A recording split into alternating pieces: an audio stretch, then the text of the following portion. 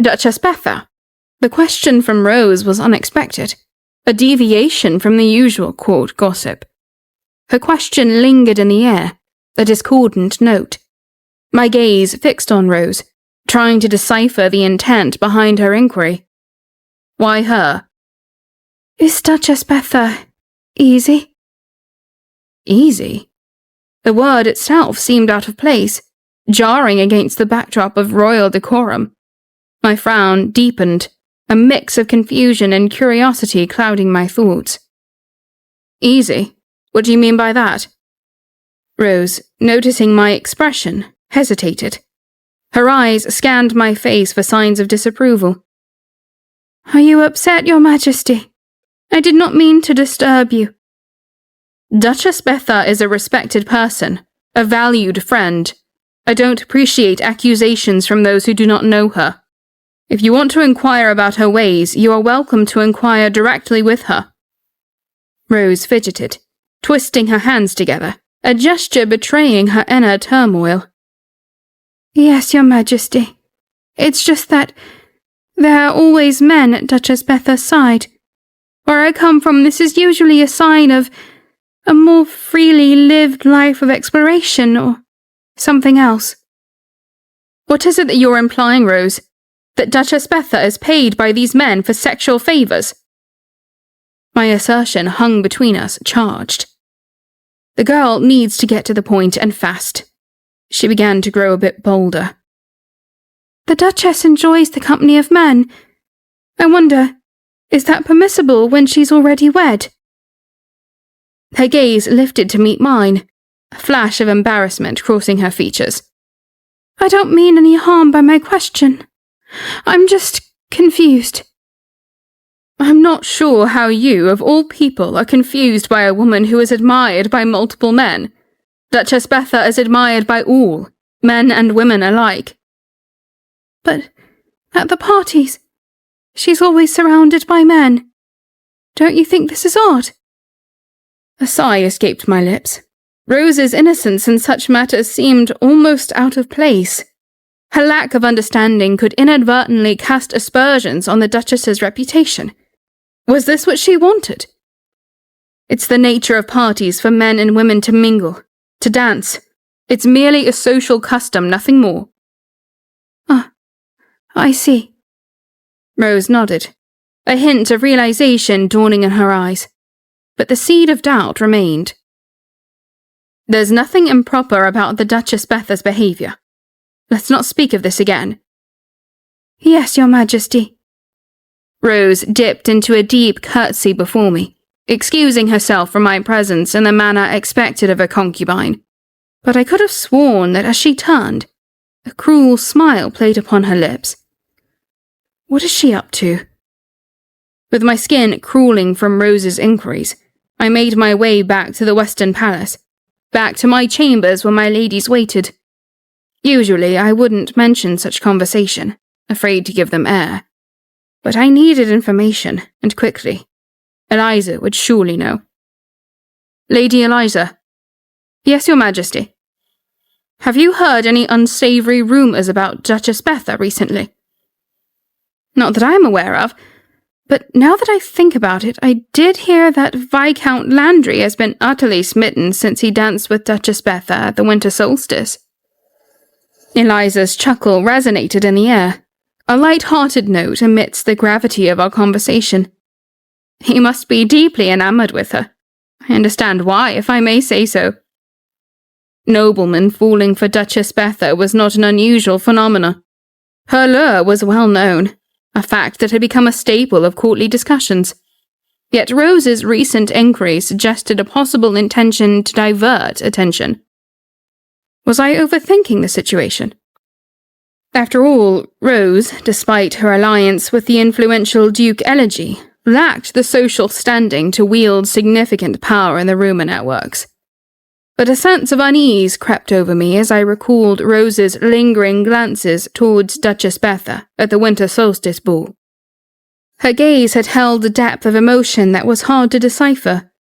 Was it envy, admiration, or something more? Countess Eliza's query pulled me from my thoughts. Her expression had shifted, now etched with concern. "Why do you ask, Your Majesty?" "Why indeed? I'm not certain. But should you hear anything unusual, anything at all, inform me immediately." Countess Eliza nodded. "Of course, Your Majesty. I shall keep my ears open and inform you of any whispers that may arise."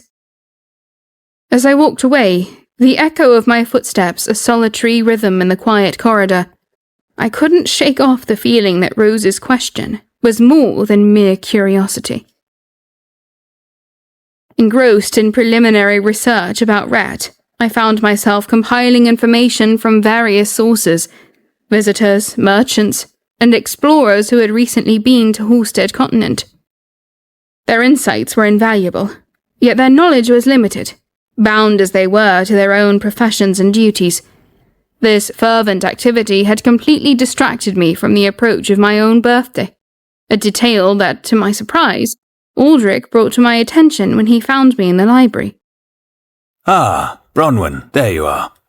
I was thinking, it takes several hours to reach the villa by carriage, so we should conclude our work and depart the day prior to the birthday celebration."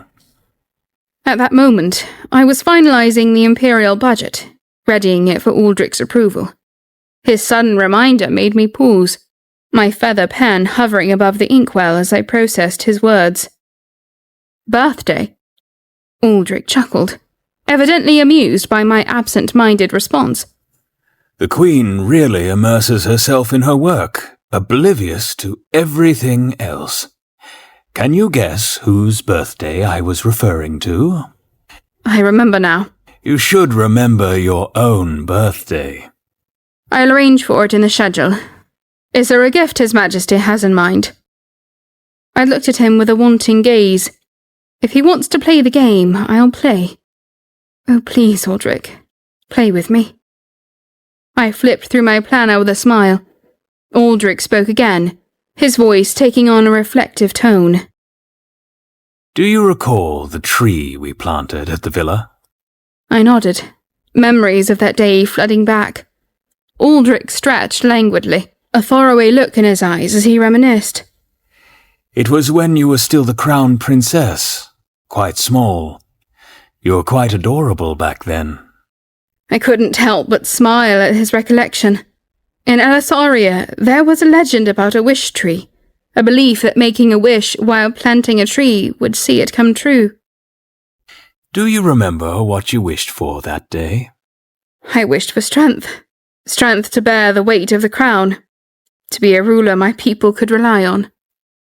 "And you've become just that, a strong and dependable queen.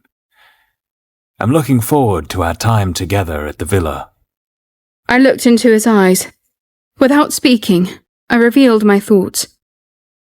"Aldrich, come back to me." He sat down beside me and put his hand on mine. The memory of the wish tree, symbolic of our hopes and dreams, stood as a testament to our journey together.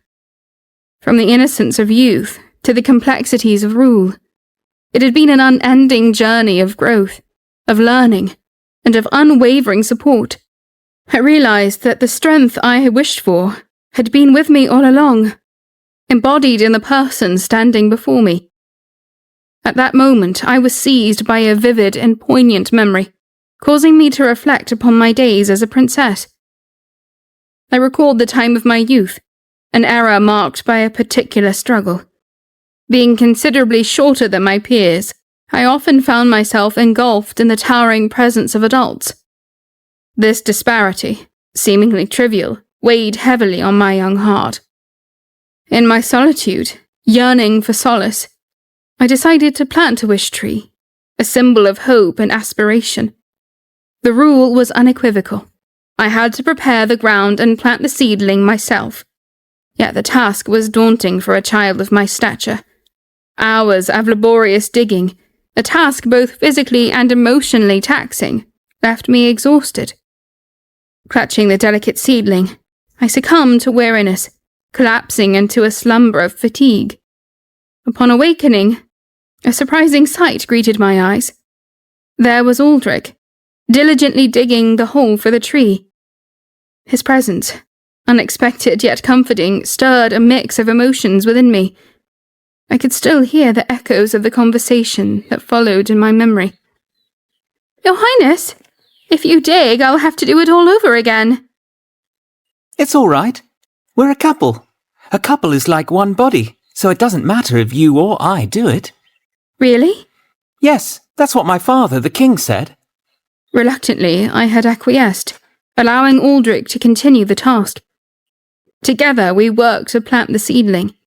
After nestling it into the freshly dug earth, I clasped my hands, closing my eyes to make a wish. What did you wish for? I asked to be taller. Don't laugh at me. Why? It's nice to be small. I follow the Queen, and she always goes beyond a partition, but the screen is taller than me, so I can't see. The days that had followed were marked by physical discomfort. My body ached from the unfamiliar exertion, and Aldrich too bore the brunt of his labour, his palms roughened and ragged. Despite his height and strength, he was still young, navigating the complexities of growing up alongside me. All these memories flooded back. The corners of my lips curved into a smile.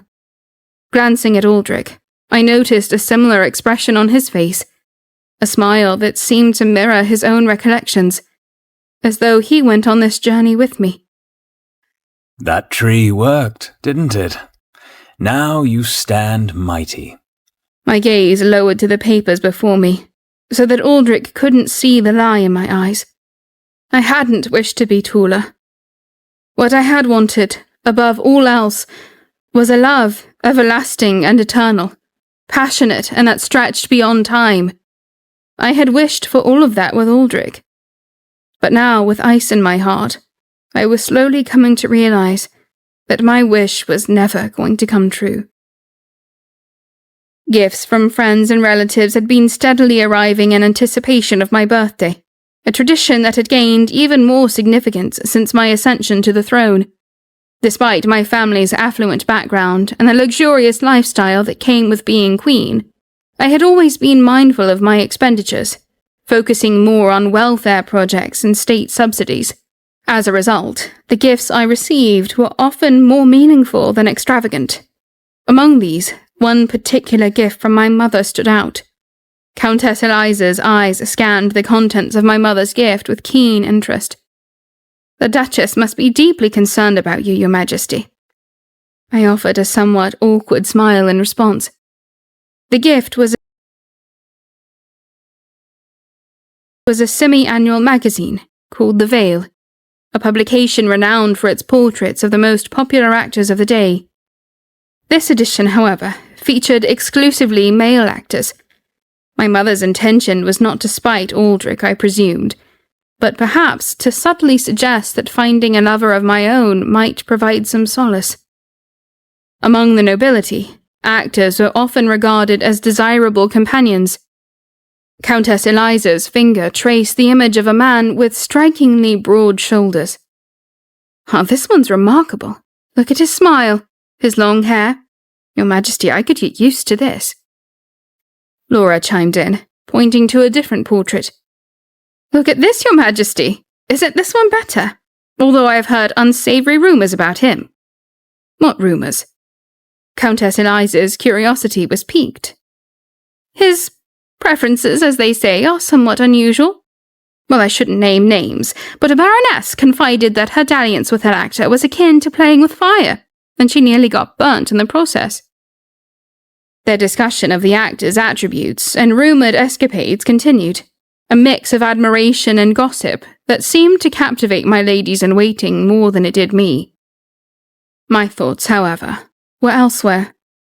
I found myself pondering over the actors, not in the way my ladies-in-waiting did, but reflecting on the notion of love and passion outside the constraints of royalty.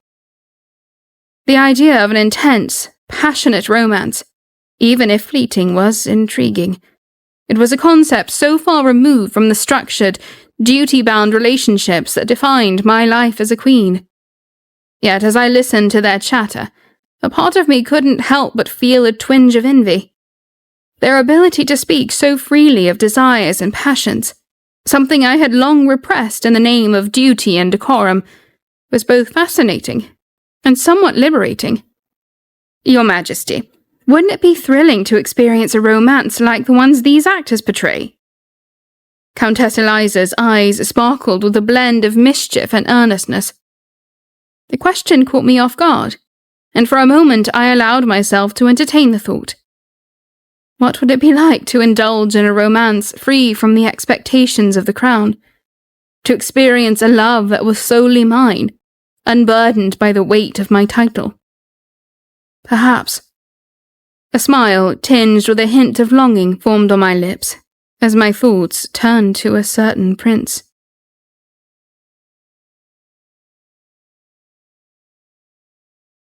"2 days before my birthday, an array of gifts from my father adorned my quarters. The latest fashionable dresses, rare books, exquisite fabrics, and jewelry from distant lands. Among these tokens of affection, one particular gift stood out. Shrouded in mystery and anonymity, the elixir of love. This didn't seem like the typical gift my father would send. Was it a novelty? A gift sent in jest to make me smile?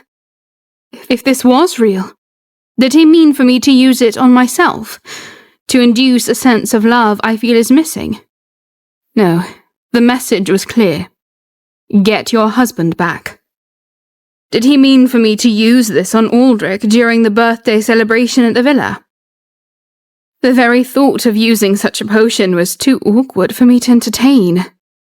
The majority of my other presents had already arrived, and by the next morning I was to depart for the royal villa. I began packing a suitcase for the brief stay, carefully selecting several books to accompany me. While engrossed in this task, a fluttering of wings caught my attention. Majesty. It was Majesty indeed, but his usual graceful entry was hindered.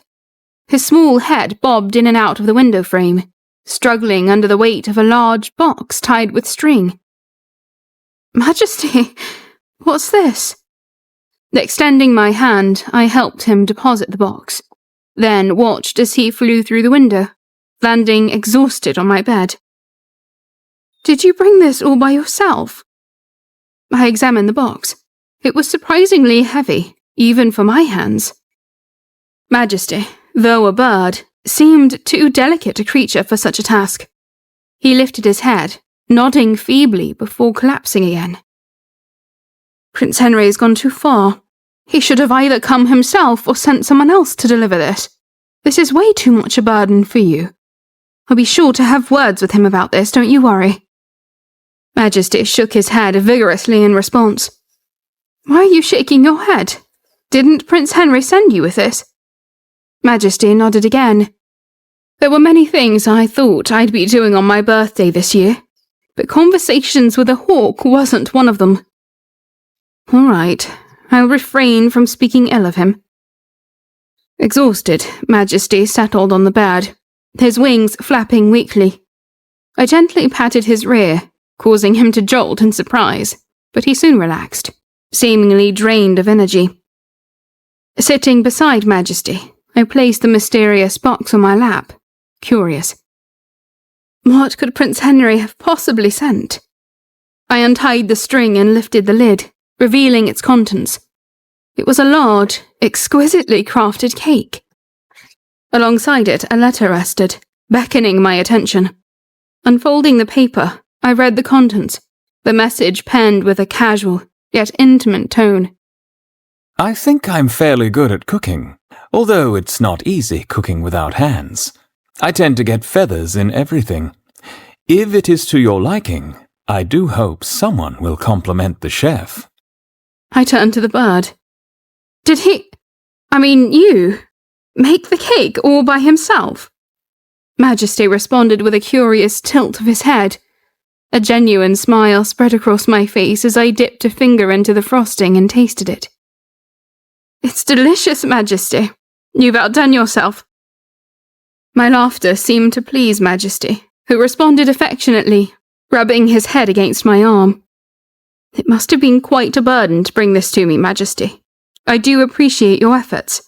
I'll also make sure to thank Prince Henry personally, as I'm sure he was quite helpful to you. Majesty reacted with another vocalization, as if understanding the significance of my words. Your owner is a very considerate person. You're very lucky, I hope you know this. This statement prompted a reaction that seemed almost like embarrassment from Majesty.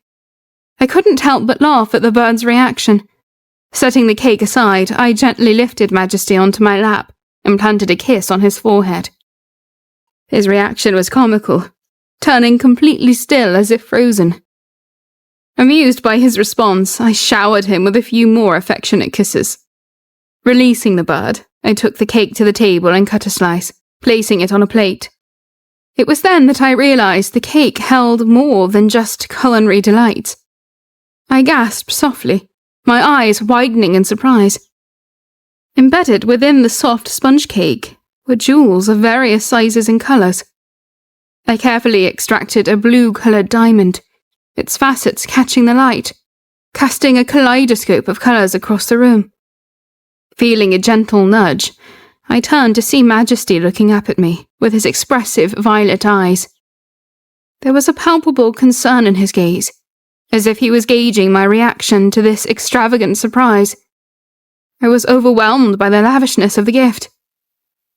Thank you, Majesty. This is beautiful, but I fear that it's a little too much. Receiving grand gifts from foreign delegations was not uncommon in royal circles, but this, coming from Prince Henry as a friend, held a different weight. The cost was undoubtedly immaterial to him, but the ambiguity of the gift's intent left me conflicted. I set the jewel aside. I noticed Majesty's eyes glistening with what seemed like tears, and gently enveloped him in a hug. Why are you crying, Majesty? Surrounded by the luxury of the cake and the jewels, I couldn't help but feel a sense that there was something I was missing. The cake, a token of affection and perhaps a hint of something more.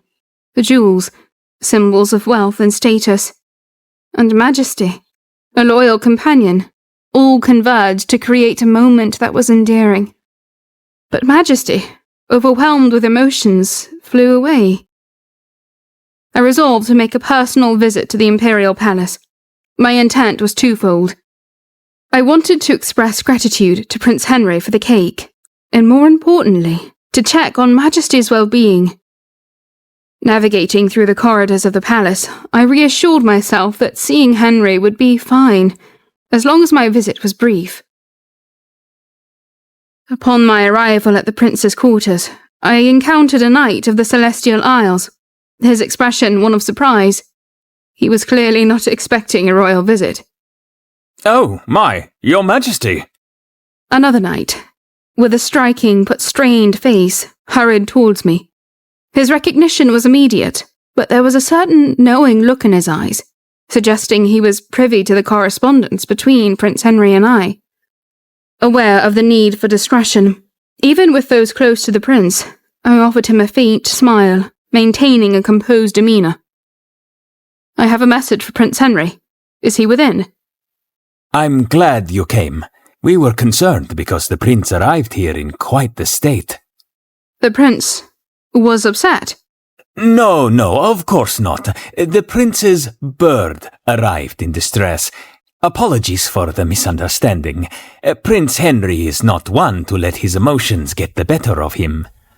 The knight then knocked briskly on the door, announcing my presence. Prince Henry, Her Majesty the Queen is here. A brief silence followed, punctuated by a loud noise from within, reminiscent of furniture tumbling. I exchanged a glance with the knight, who seemed unperturbed by the commotion. After a short wait, the knight opened the door, signaling that it was appropriate for me to enter. I turned to the knight and thanked him as I stepped into the room with a sense of curiosity and apprehension. The room, though unmistakably part of the palace, carried an air of unfamiliarity. Prince Henry's scent lingered subtly, mingling with the aroma of exotic spices. Scattered around were items that seemed out of place, each telling a story of far-off lands and adventures. Prince Henry stood in the center of the room, the most familiar element in this foreign setting. He appeared somewhat dishevelled, as if caught off guard by my visit. My eyes briefly darted around the room, looking for Majesty. Your Majesty, this is an unexpected honour. I'm not quite as ready for your arrival as I would like to be. Do not worry, Prince Henry. I came to thank you for the birthday gift, and inquire about Majesty. He seemed quite distressed when he left my chambers. Prince Henry's expression softened. Majesty is quite the sensitive creature. He must have been affected by the emotion of the moment. Your gift was quite extravagant. It was merely a token of my esteem. I hoped it would bring a smile to your face. I'm sorry, there's something else I should do.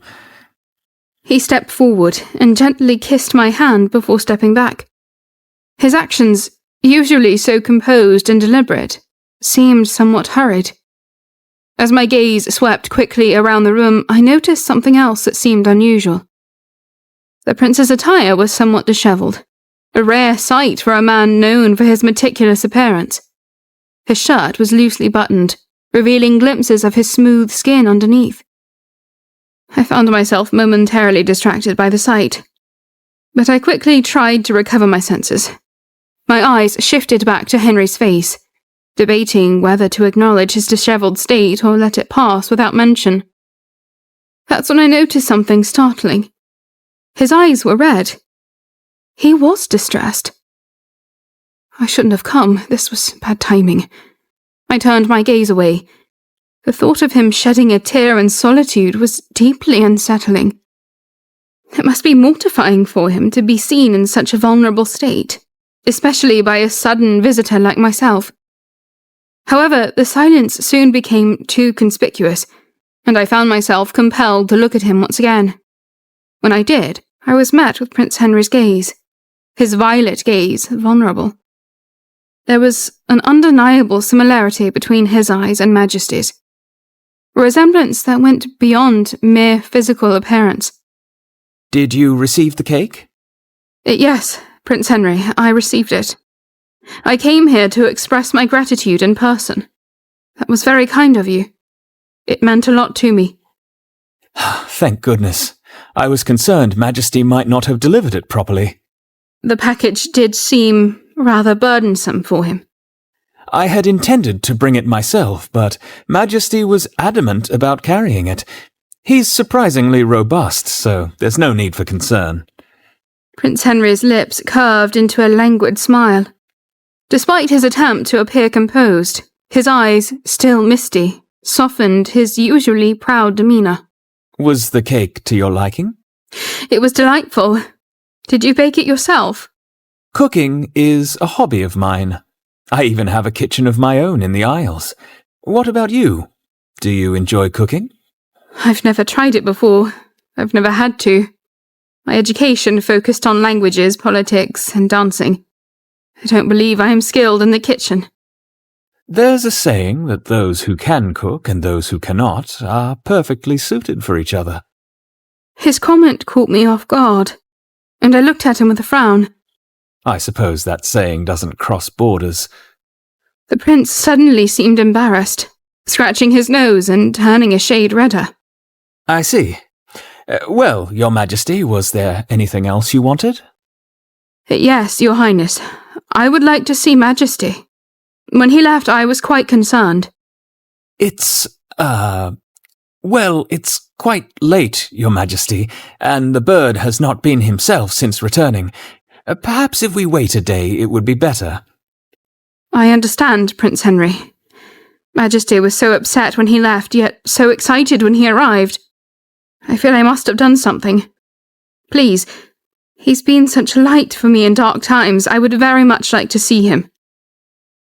I searched around the room for signs of where Majesty could be, when the prince took a step toward me.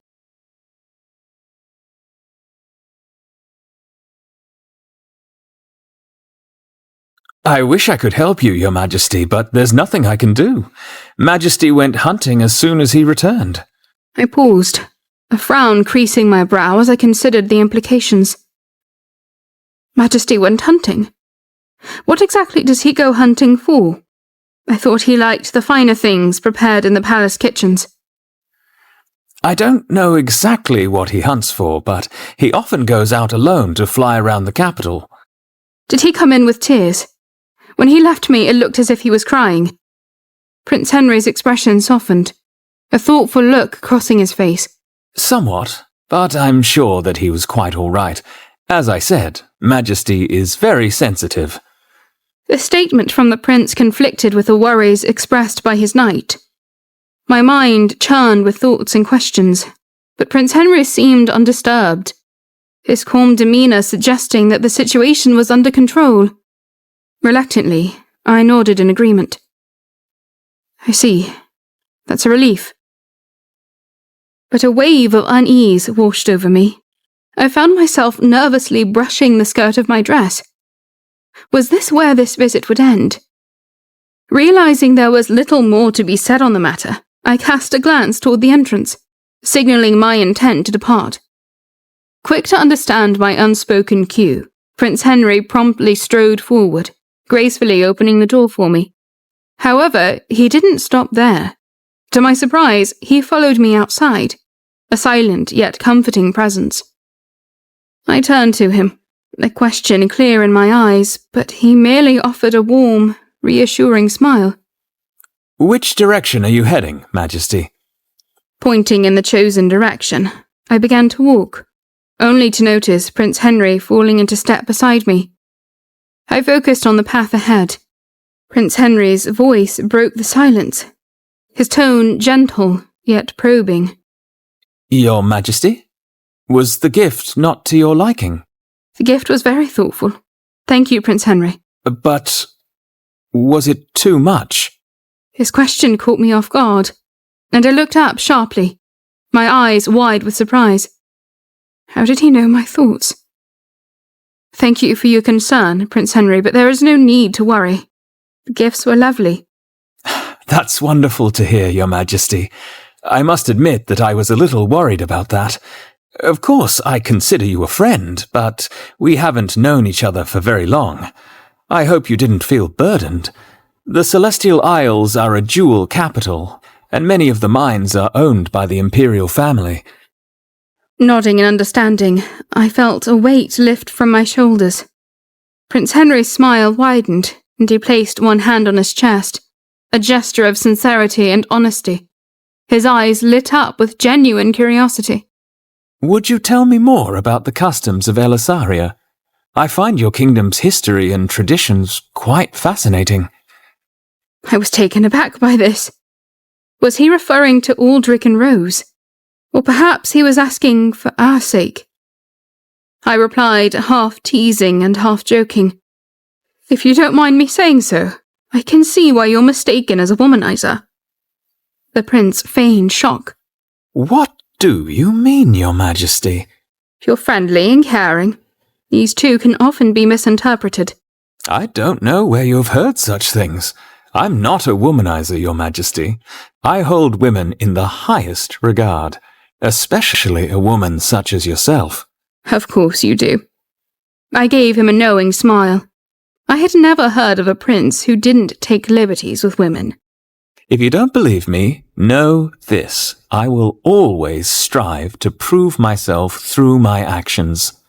I recalled the winter solstice celebrations, where he had laughed off the rumours about his character. Now he smiled awkwardly, his voice dropping to a gloomy murmur. I know what they say about me. It's because of my friend. He's something else. You mean Duke Elegy? I remember him well. You've heard of him? Indeed, who among the nobility hadn't heard the rumours about the two of them?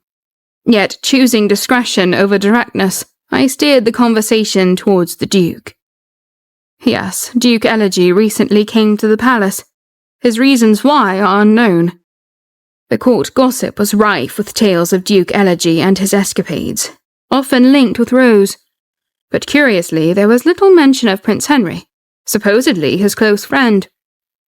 This gap in the rumours piqued my interest, making me wonder, and hope, if there was a rift between the two of them. Prince Henry's expression shifted, a flicker of something unreadable passing over his face. Out of concern, I halted my steps. The prince stopped too, sensing my unease. As a matter of fact, Your Majesty, regarding Duke Elegy, I have a favour to ask of you. A favour? Stay away from Duke Elegy. But why? Please. Because any woman who gets entangled with Duke Elegy, she will be doomed to unhappiness. Is this some sort of joke? Prince Henry leaned closer, his brilliant violet eyes locking with mine, pleading. I wish it were. But Duke Elegy has a reputation that isn't just idle gossip. He's charming, yes, but he leaves broken people in his wake. It's not just unhappiness, it's a kind of curse. This turn in the conversation sent chills down my spine. You speak as if he's a dark and twisted demon. Your intuition is more true than you know. In some ways, he might as well be. He's like a storm, thrilling at first, but destructive in the end. I don't want to see you caught in his wake. As hard as this may be, as beautiful and stunning as you are, please do not make yourself any more beautiful than you can be in front of him. It was the day before my birthday. A sense of subdued excitement hung in the air, mixed with the practical considerations of travel. We were only staying at the villa for 2 days, so I had little to pack. Instead of my usual formal attire, I chose comfort over ceremony. Low-heeled shoes, a practical choice for the journey, and a cape, a necessary precaution against the unpredictable weather. Countess Eliza, my ever-diligent attendant, offered warm regards as she meticulously fixed the buttons on my cloak. Her hands moved with the care and precision that I had come to rely upon. Enjoy your trip, Your Majesty. We will miss you and hope for wonderful stories upon your return. The Countess, who had chosen not to accompany me on this trip, mentioned she was thinking of returning home for the brief duration of my absence. Her words were tinged with a hint of concern, a reminder of the responsibilities we both shared. But Countess Julia interjected, her tone light and reassuring. Don't worry, Countess Eliza. I'll take care of her. Lady Julia laughed softly, patting Eliza on the back in a gesture that was both comforting and dismissive. Eliza narrowed her eyes slightly, a silent exchange passing between them. I watched as the two women of opposite personalities communicated in their unique, unspoken language. A small smile played on my lips. Come along, Julia. We should be on our way. Upon arriving at the central palace, an unexpected sight greeted me. Aldrich, my companion for the weekend, stood in front of the carriage, his attire the epitome of formality. Yet noticeably absent were his luggage and the usual retinue of servants that followed him. His unburdened appearance piqued my curiosity. I gave him a questioning look, which he met with a regretful expression. Hello, Bronwyn. I have a matter to attend to. Can you go ahead? I will catch up with you. Is it that urgent? It's urgent, but not completely so. It is not an issue that Her Majesty needs to visit for her birthday. It was unusual for Aldrich to alter plans so abruptly. He was being strangely evasive. I contemplated his words, sensing there was more he wasn't saying, but I decided not to press further. Aldrich smiled softly, a gesture that seemed to carry a multitude of unspoken thoughts, and wrapped his arms around my shoulders in a rare display of affection. You deserve to rest after all the hard work you've done lately. After I finish here, I'll come join you. I'll leave sometime this evening. The villa lay a 12-hour journey from the capital. If Aldrich left in the evening, he would be travelling through the night until morning. Concern for his well-being fluttered in my heart, but I stifled it. It was necessary after all. Reflecting on the situation, I realised that sharing the carriage with Aldrich for such a prolonged period would indeed be awkward, given the strained nature of our relationship. With this thought, I climbed into the carriage without further protest, settling into my seat with a mixture of relief and apprehension. As the carriage began its journey, the rhythmic clatter of hooves and the gentle sway of the carriage lulled me into a state of contemplation.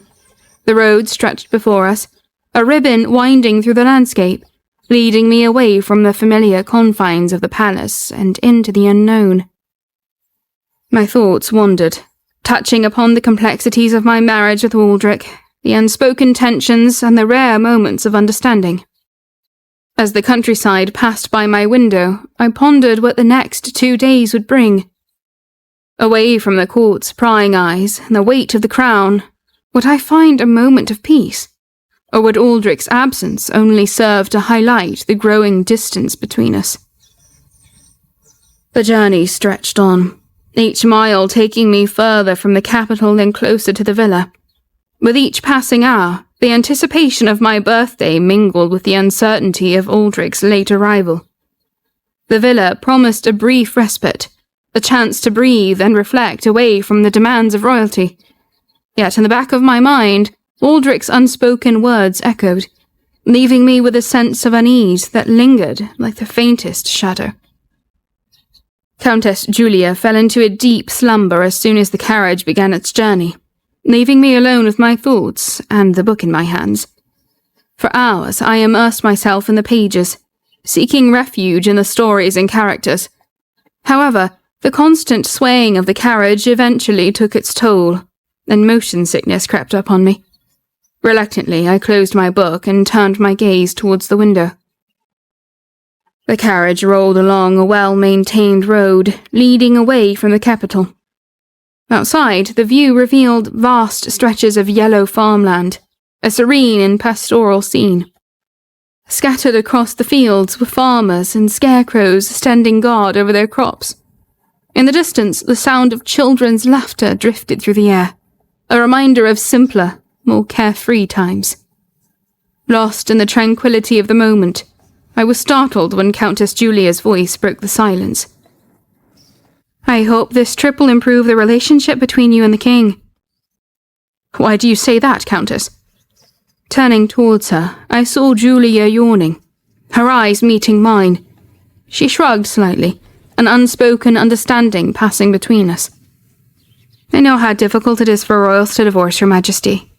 There are many political complications and disagreements about how to divide assets, who would take more benefits.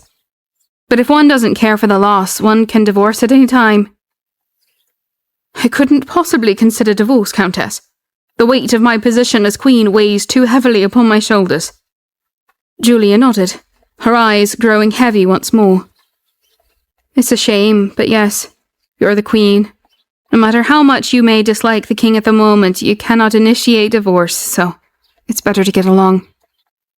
As Julia began to drift off again, I leaned back, my hands resting on my knees, lost in thought. Her words echoed in my mind, a reminder of the balance I had to maintain. Yes, it was better to be on good terms with the king, but there was a point I couldn't concede. Divorce. Is this really what I'm facing now? This can't be why he's taking me to the villa. Or is it?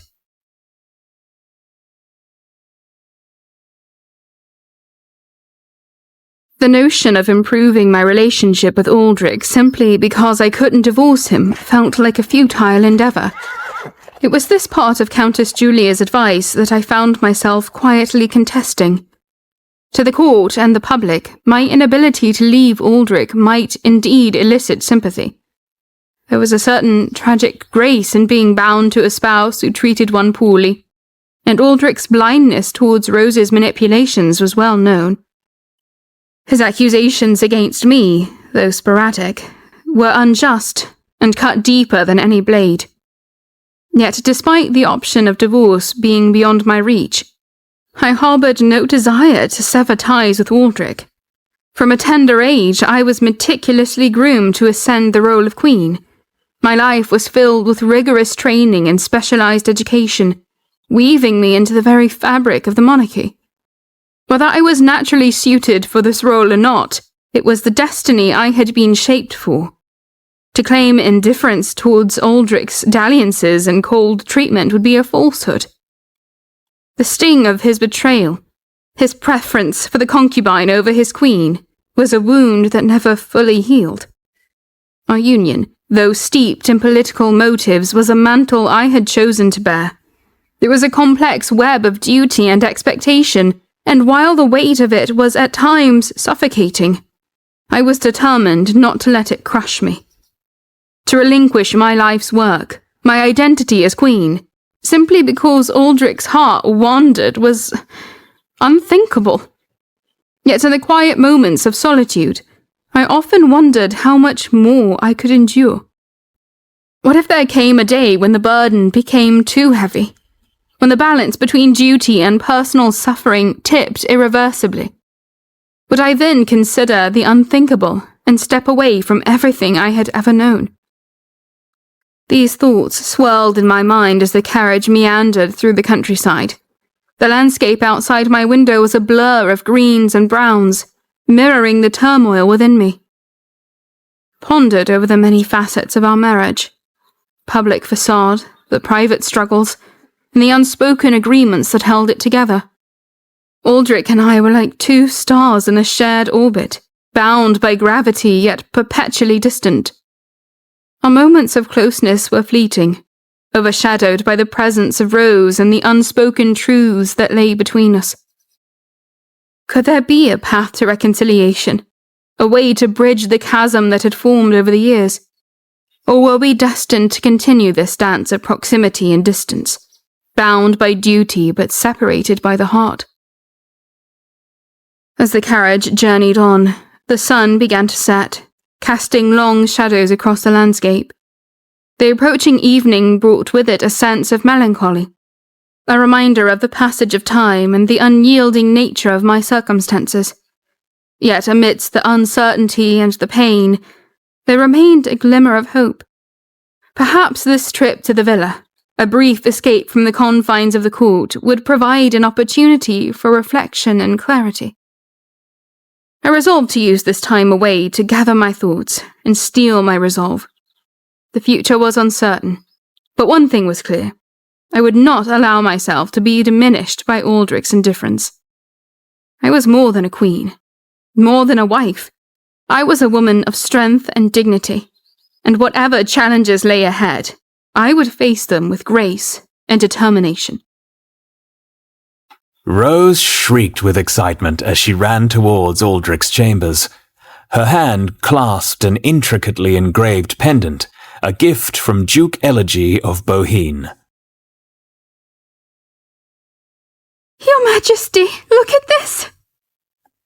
The door swung open, and Rose burst into the room, her smile wide and radiant.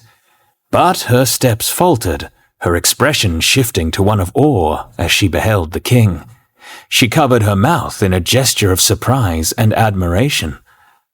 Your Majesty, you look wonderful!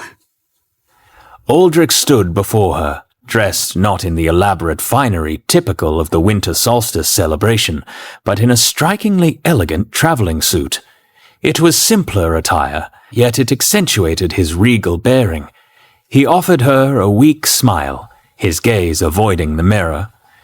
Rose quickly moved to his side, her eyes scanning him up and down appreciatively. You look delicious, my king. Aren't you being a tad shameless by looking this handsome? You flatter me, my prey. His tone carried a note of modesty, though his attention remained diverted. Look at this. With a small giggle, Rose held out her hand, revealing the pendant. Her excitement was palpable. Aldrich recognized the emblem with a glance. That's the crest of Boheme. You recognized it right away. I needed to be told what it was. Rose's eyes sparkled with admiration, her surprise genuine. Aldrich's smile grew slightly, and he gently rubbed her back with one hand, a reminder of the different worlds they hailed from. For nobles, recognizing the crests of other houses was almost second nature. She tucked the pendant into her pocket, She had shown Aldrich the gift from Duke Elegy, partly to stir jealousy, yet his calm demeanour suggested he was oblivious to her intentions. Why are you dressed so nicely?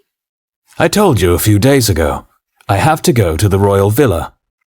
Oh, I thought you were supposed to leave by morning. When I found out you were still here, I thought that the trip was cancelled.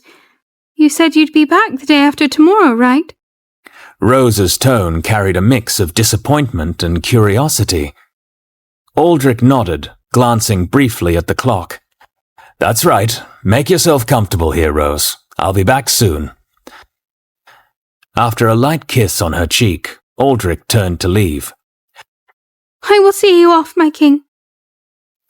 Rose followed him enthusiastically. As they walked, she chatted animatedly about her day. The recent appearance of Duke Elegy had somewhat salvaged her reputation among the nobles, a development that brought her both joy and relief. She was eager to share every detail with Aldrich. However, her chatter ceased abruptly when she noticed a silver jewellery box inside Aldrich's carriage. Her eyes widened in surprise and curiosity. What's that? It's a gift for the Queen. For the Queen? Rose's eyes, widening at the unexpected revelation, brimmed with a peculiar mixture of dismay and curiosity. She was in disbelief. You're taking it to the villa? Aldrich, his countenance a mask of regal indifference, nodded affirmatively. Indeed, it is for the Queen's birthday. Rose's brows knitted in confusion. She pressed further. Who else is going to be there? Aldrich's gaze, unwavering and steady, met hers. His voice carried a hint of suspicion, a subtle undercurrent beneath the calm exterior. The Queen, myself, the servants, and the knights. There are no guests save for a lady-in-waiting. Why do you ask? I didn't know it was the Queen's birthday. Aldrich's frown deepened, a shadow of concern passing fleetingly across his face. Is that so? Is that a problem? No one said anything about it to me. Was I not supposed to know? We intended to keep it a quiet affair. It's not a celebration for the masses, hence only those close to the Queen were informed. A brief silence fell between them, broken only by Rose's soft murmur. Viscountess Verdi could have mentioned it. She would have known. You seem quite vexed to be out of the loop regarding the Queen's birthday. Rose bit her lip, a storm of emotions playing across her face. We're still family. I could have given something. I would have liked to offer a gift to her, to partake in the celebrations. Aldrich chuckled softly, an air of patronizing warmth enveloping his words. Your sentiment is appreciated, truly. Rose, twisting her fingers nervously, seemed to grapple with an internal struggle. The coachman cast a glance towards them, a silent reminder of the ticking clock. Aldrich stepped towards the carriage. Well, my prey, it is time for me to depart. The journey is long, and the coachman must not be delayed. But as he moved to embark, Rose, in a sudden burst of audacity, grasped his sleeve. Can you take me too? Please, I don't want to be here without you. Her eyes were filled with a mix of hope and apprehension. Aldrich, taken aback, blinked in surprise. You wish to accompany us? Rose nodded vigorously.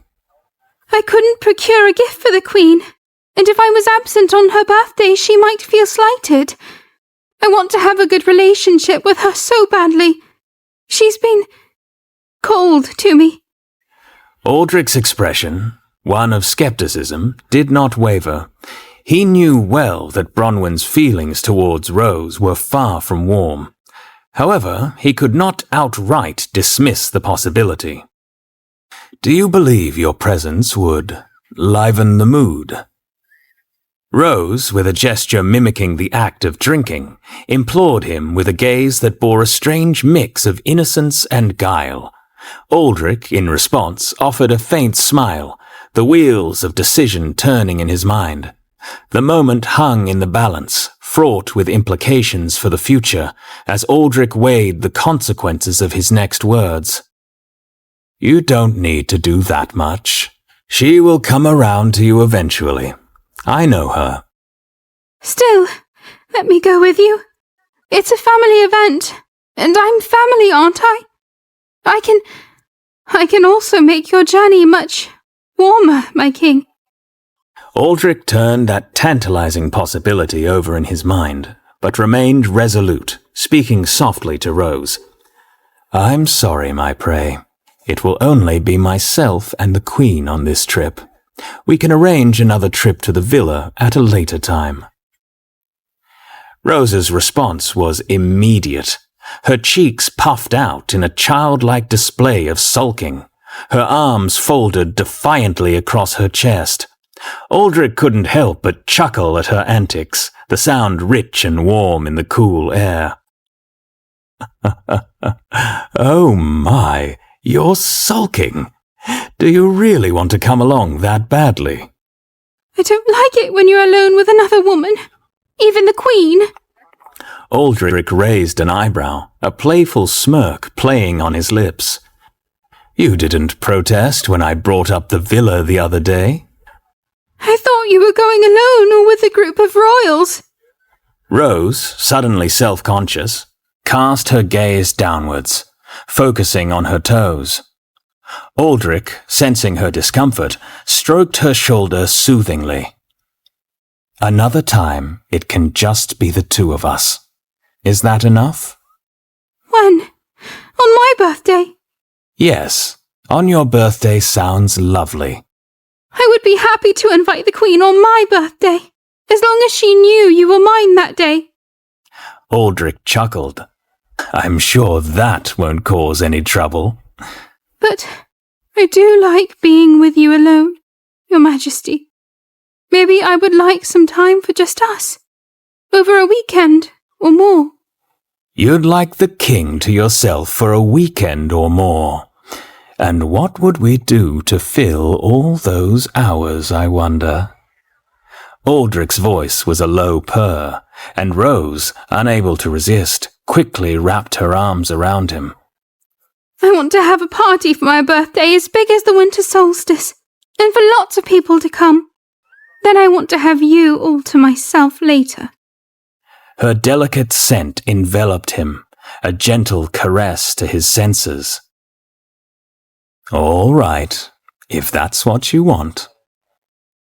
Aldrich leaned in, kissing her deeply, passionately, unconcerned for who may be watching. Finally pulling away, his lips lingered against hers for a brief moment. Then the king turned and boarded the carriage. The carriage driver snapped the reins, and Rose waved at the retreating carriage, her heart a flutter of conflicting emotions.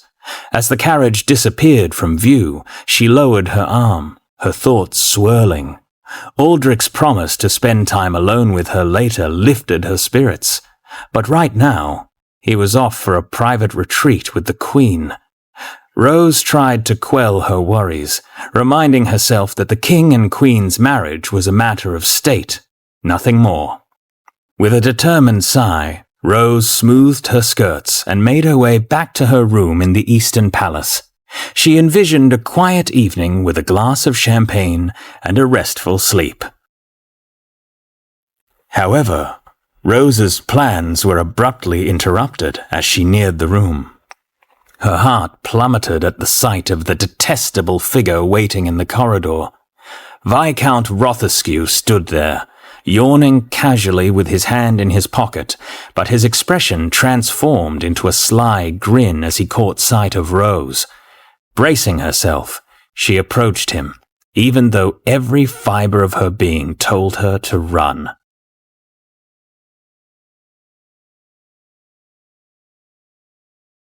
Meanwhile, at the villa, the morning sun streamed through the thin, translucent curtains, filling the room with a warm, golden light.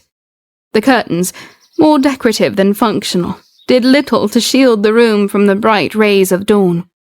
I woke up to the sunlight piercing my eyes, a stark reminder that I was no longer in the familiar confines of the palace. The realization that it was my birthday dawned on me as I sat up groggily in bed, the unfamiliar surroundings momentarily disorienting. The villa, with its emphasis on fashion instead of practicality, suddenly felt less like a refuge and more like a gilded cage. As I rubbed the sleep from my eyes, I made a mental note to change the curtains, a small yet significant alteration that would make the space feel more like my own. The day loomed with possibilities and uncertainties. It was my birthday, a day that should have been filled with celebration and joy. Yet here I was, in a villa far away from the capital, away from the court and its intrigues, and most importantly, away from Aldrich.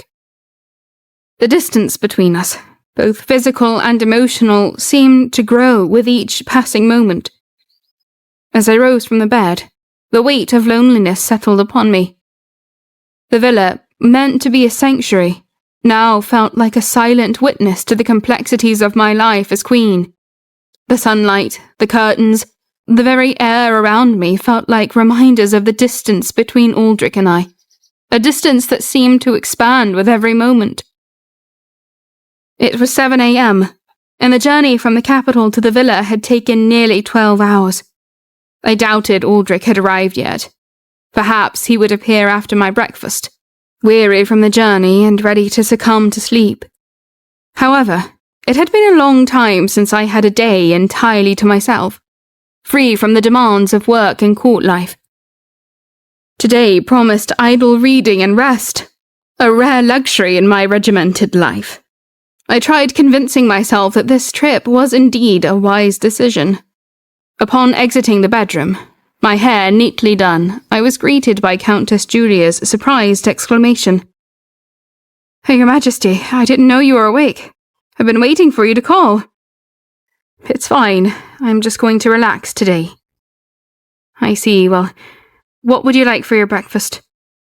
"Just bread and juice, please." I crave simplicity.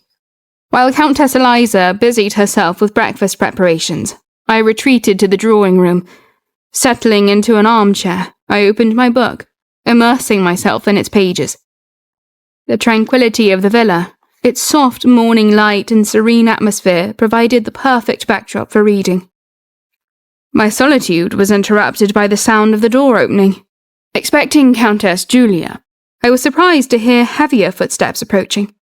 When I looked up, there stood Aldrich, dressed in his travelling suit, a tired yet amiable smile on his face. "You came here to rest and you're reading. I should have known." "Aldrich." I closed my book and rose to my feet. My instinct was to go to him, to embrace him, but when I saw the fatigue on his face, betraying a night spent travelling, I hesitated, reminded of what, or who, he had left behind at the palace. "Did you just arrive?" "I did, and I'm exhausted. I hope you don't mind if I begin the day by taking some rest." "Not at all." Aldrich slumped onto the couch, his body slinking into the cushions as he leaned back and closed his eyes. He appeared on the brink of sleep, utterly spent from this journey. I approached cautiously, my concern mounting. Gently, I touched his forehead, feeling the warmth of a slight fever. I called softly, trying to rouse him. "Aldrich?" There was no response. I prodded again. I was beginning to worry. "Aldrich!" After a moment, the king's eyes fluttered open, meeting mine with a look of bleary surprise. "Yes? What is it, Bronwyn?" "You have a slight fever. Are you quite well?" His gaze lingered on me, a mix of appreciation and exhaustion evident in his eyes. I just need some rest." I watched him close his eyes once more. A wave of conflicting emotions washed over me. There was concern for his well-being, certainly, but also a sense of distance remained. As Aldrich drifted into a fitful sleep, I found myself watching over him, a silent guardian. I carefully withdrew my hands from his forehead. I'm going to get the doctor. But before I could rise, Aldrich's hand clasped my wrist, halting my movement. I turned back to look at him, a question in my eyes. Wait. With a great deal of effort, he rose from the chair. Then he left the room with a sense of urgency. The door closed behind him, and I remained there, a mix of confusion and curiosity swirling within me. Moments later, Aldrich returned, his steps more measured now. In his hands he carried a silver box, its surface gleaming in the morning light. What is that, Aldrich? A gift? Of course. Aldrich smiled lightly, a rare and genuine expression, as he extended the gift towards me. I accepted the box, my hands trembling slightly with anticipation. As I lifted the lid, the soft, tinkling melody of music box filled the air, its notes weaving a delicate, enchanting spell. Nestled within the velvet lining was a shining ring, its craftsmanship exquisite. Flanking the ring were a silver necklace and a pair of earrings, each piece a testament to the thoughtfulness of the giver. My heart was touched by the gesture. Thank you. With a nod, Aldrich reached for the necklace. A hint of the old warmth we once shared flickered in his eyes. Allow me. I hesitated for a brief moment, then lifted my hair and turned around, exposing the nape of my neck. Aldrich's hands, feverishly warm, brushed against my skin as he gently placed the necklace around my neck. The contact, so direct and intimate, set a wildfire of electricity across my body, just as it had always done. Then, unexpectedly, Aldrich's warm, smooth lips grazed my neck. I tensed, caught off guard by the sudden closeness. His breath was a whisper against my skin, his presence enveloping me in a moment of unexpected intimacy. I pressed my lips together to stifle the moan that wanted to escape. His fingers lingered for a moment longer than necessary, fastening the clasp of the necklace with a tenderness that belied his usual reserve. As he withdrew his hands, the coolness of the silver against my skin contrasted sharply with the warmth of his touch. For a fleeting moment, we stood in silence, the music box's melody the only sound in the room. The air between us was charged, neither one of us certain what should happen next. I turned to face him, needing to see his expression, and our eyes met. That unseen bond between us went taut. In his gaze, I saw a flicker of the man I had once known, a glimpse of the connection that had brought us together. But before I could gather my thoughts, Aldrich was upon me, his lips seeking mine with an urgency that belied the moment's tenderness. At first I resisted, but his kiss loosened every bone within me, and I melted into his arms. Responding to me, he held me tighter, his hand running along the plane of my back.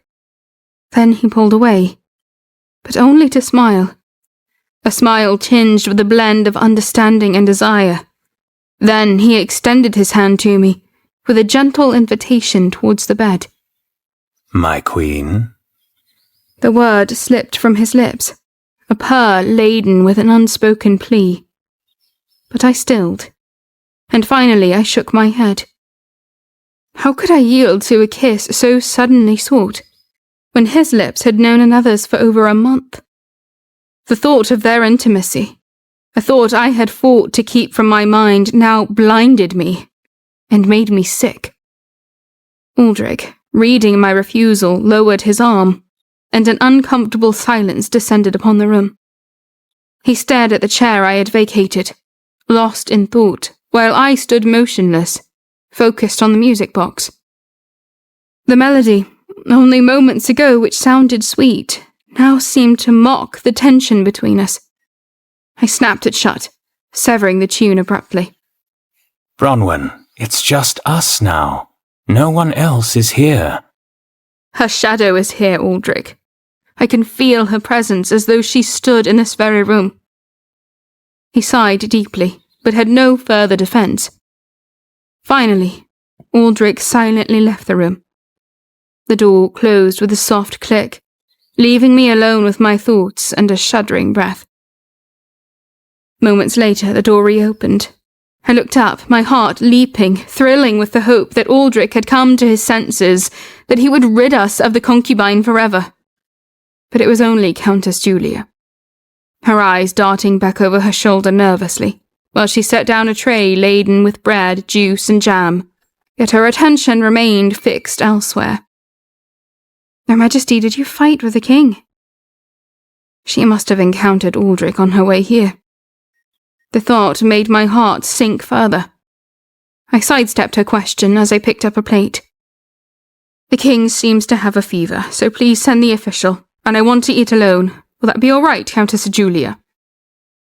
The Countess, sensing the gravity of the situation, nodded silently, her eyes reflecting a mixture of understanding and worry. She lingered for a moment, as if wanting to say more. Then, with a final glance, she quietly left the room. I sat down, the plate in my hands feeling as heavy as my heart. The silence of the room was oppressive, a stark contrast to the chaos of emotions swirling within me. The simple act of eating, usually a moment of respite, now felt like an insurmountable task, each bite a reminder of the gulf that had formed between Aldrich and I. I found myself navigating the motions of breakfast with a mechanical detachment. The bread, crisped perfectly on the outside, yet yielding softness within, paired with the strawberry jam, as sweet as a spoonful of sugar, should have been delightful. The green grape juice, cool and refreshing, lingered on my palate, but the flavors felt muted, overshadowed by the hollow ache in my heart. Confusion clouded my mind, blurring the line between eating and simply going through the motions. After only managing to nibble half the bread, I set it aside, lifting the juice to my lips. That's when I noticed the bird by the window, its blackened feathers shimmering in the light. The midnight hawk's violet eyes gleamed. Its size was majestic, and its beak like a handsome sculpture. Majesty, is that you? It seemed impossible, but as I approached and opened the window, the large bird hopped into the room with an air of familiarity.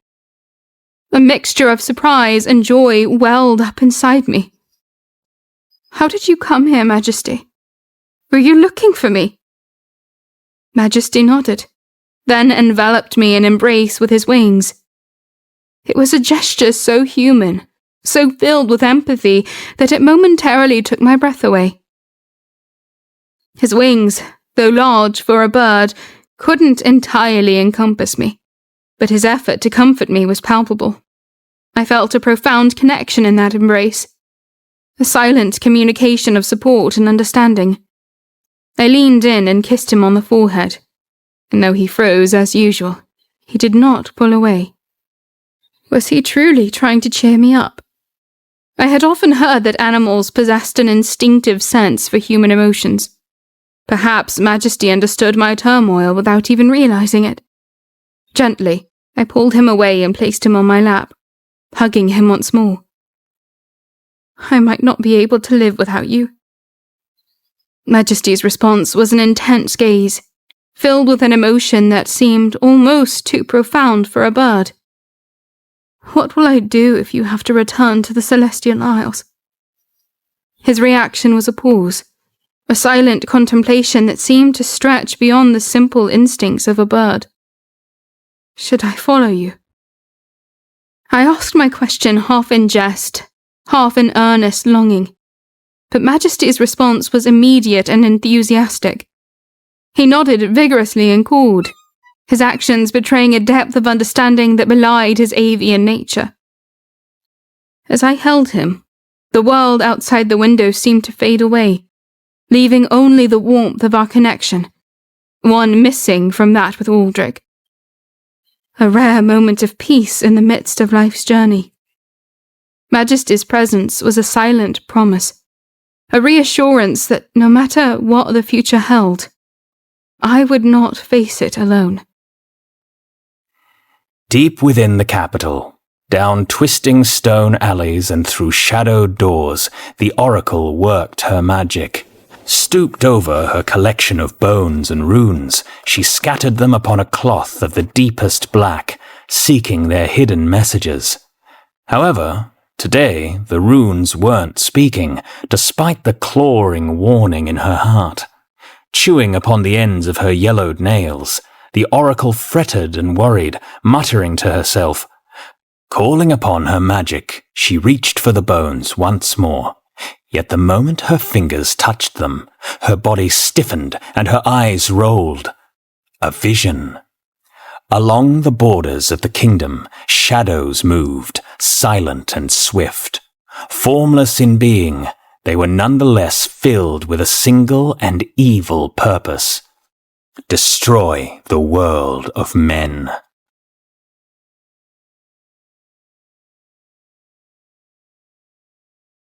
I must say, Rose, every time I come to visit, I can't help but be impressed by all that you have accomplished. I feel proud, almost as if you're one of my own children. In a sense, you are one of my own.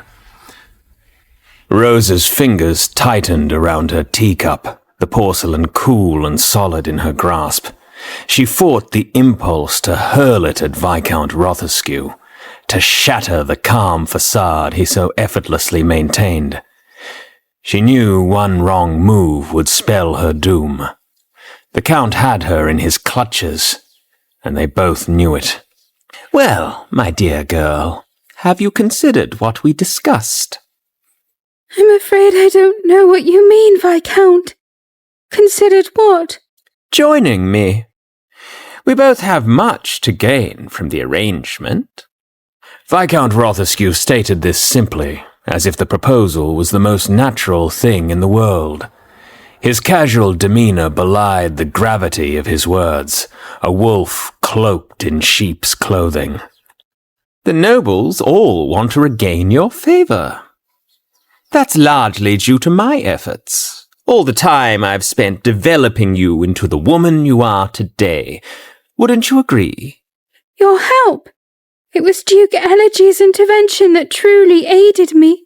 And who, pray tell, do you think convinced Duke Elegy to take your side? Do you believe he just defended you out of the kindness of his heart? Viscount Rothescue's voice was awfully smooth, and his gaze never left Rose's eyes. Rose could only muster a bitter smile in response. She found his audacity almost admirable, in a twisted sort of way.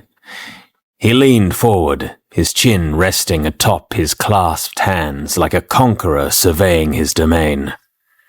At the moment, I find myself in need of crowns. I have a business venture in mind, and I'm going to require you to fund it. Money?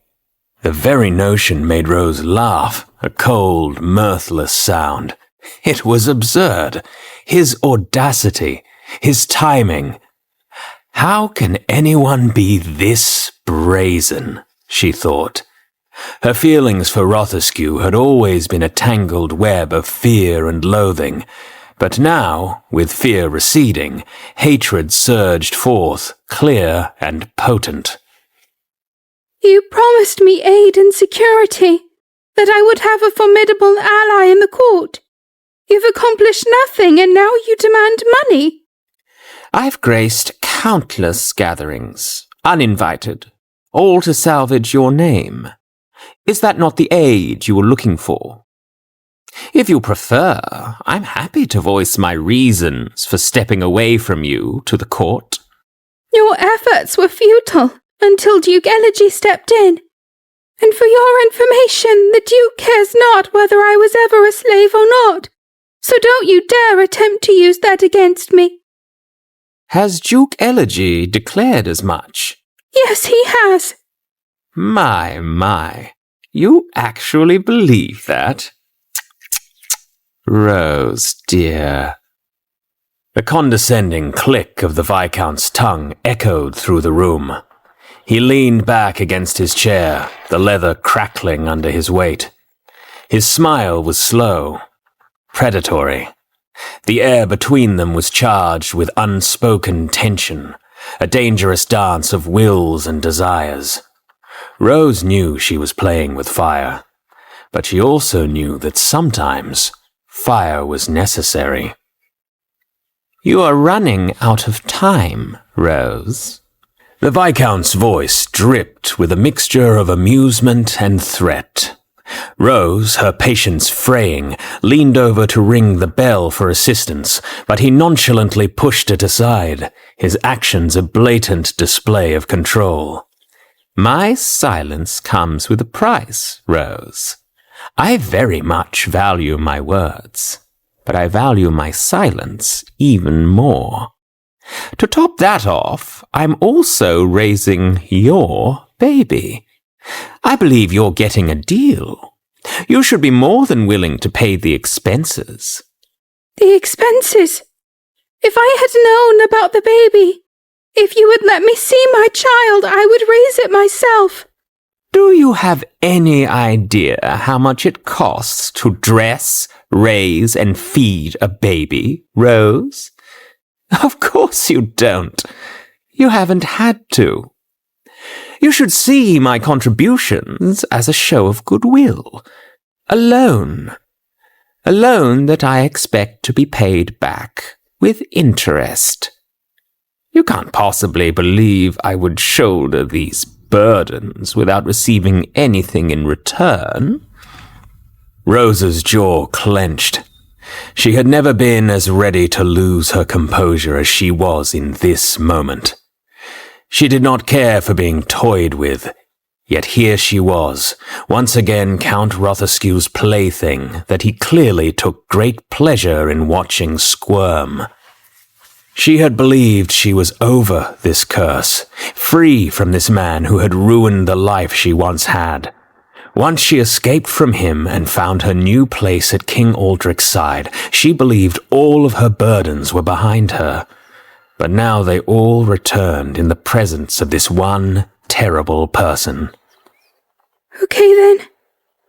How much do you want? How much I want and how much I need are vastly different. 100 crowns will suffice for now. I know having cash on hand may be an issue, so jewelry will do just fine for today. I imagine the king has no spending limits for his new concubine. With a heavy heart, Rose went to her jewelry box, selecting 3 small, unattractive rings. It felt like a waste, but it was a small price to pay to prevent his rumors from spreading. "Oh, Rose, these are beautiful. I particularly like this one with the red stone." Viscount Rothescue held the ring up to the light, inspecting it very closely. It seemed that he saw something in the ring that Rose had not. She immediately regretted showing him the ring with the red stone that Aldric had given her. At that moment, she prayed that Aldric would not hear of this. That one was given to me by a nobleman. It was a simple gift. I'm certain it holds no value. It's kind of you to be so honest, especially in this moment of need. Since it doesn't hold much value to you, I'll do you another favor and take it off your hands. Rose was trying to hold her feelings in, but her anxiety was reaching a peak. The only thing that would make her feel better was proof that the baby was not hers. She had her doubts that it was. She imagined the moment she would cry in Aldric's arms, horrified by what Rothescue had attempted to do, and demand that he would be punished. Then she would be free of her old life for good. But first, she had to uncover the truth about the baby. The thought of confronting this falsehood made her grip her skirt tightly, her knuckles turning white. Rothescue stood, his height and presence looming over her. "May I offer you some advice, Rose? Free of charge, of course. As of yesterday, the king and queen are at the villa, alone. They must be enjoying their solitude. I imagine that the queen might be attempting to sway the king's affections.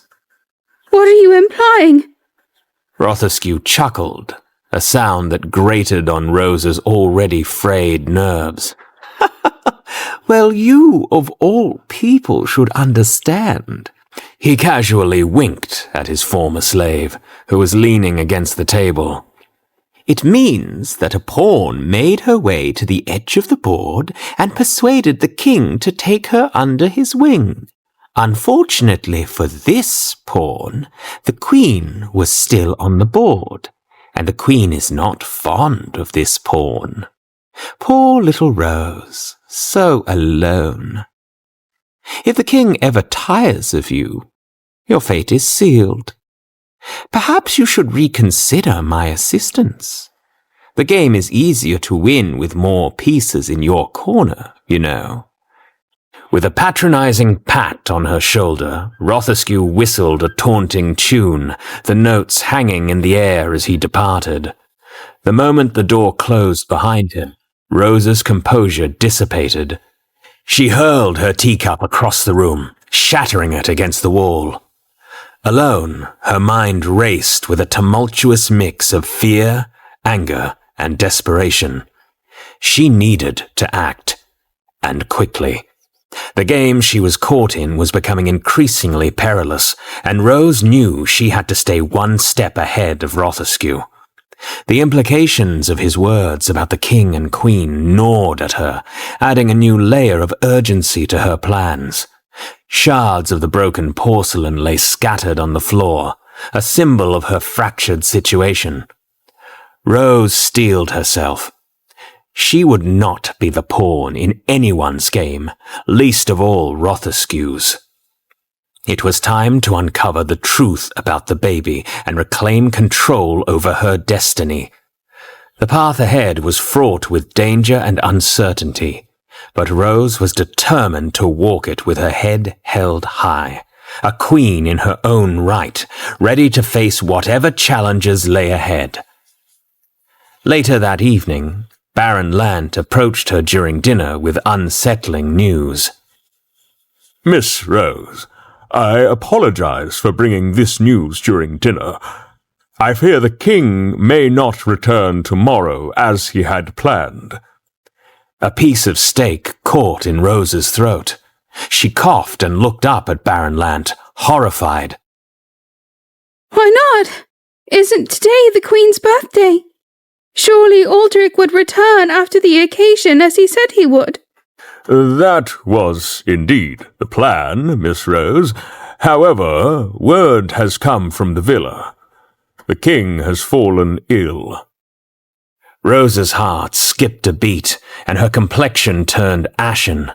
She began to take deep breaths. His Majesty is sick. What do we know of his illness, Baron Lant? We know little of the illness at the moment, Miss Rose. We have his medical team by his side, and of course the Queen is with him.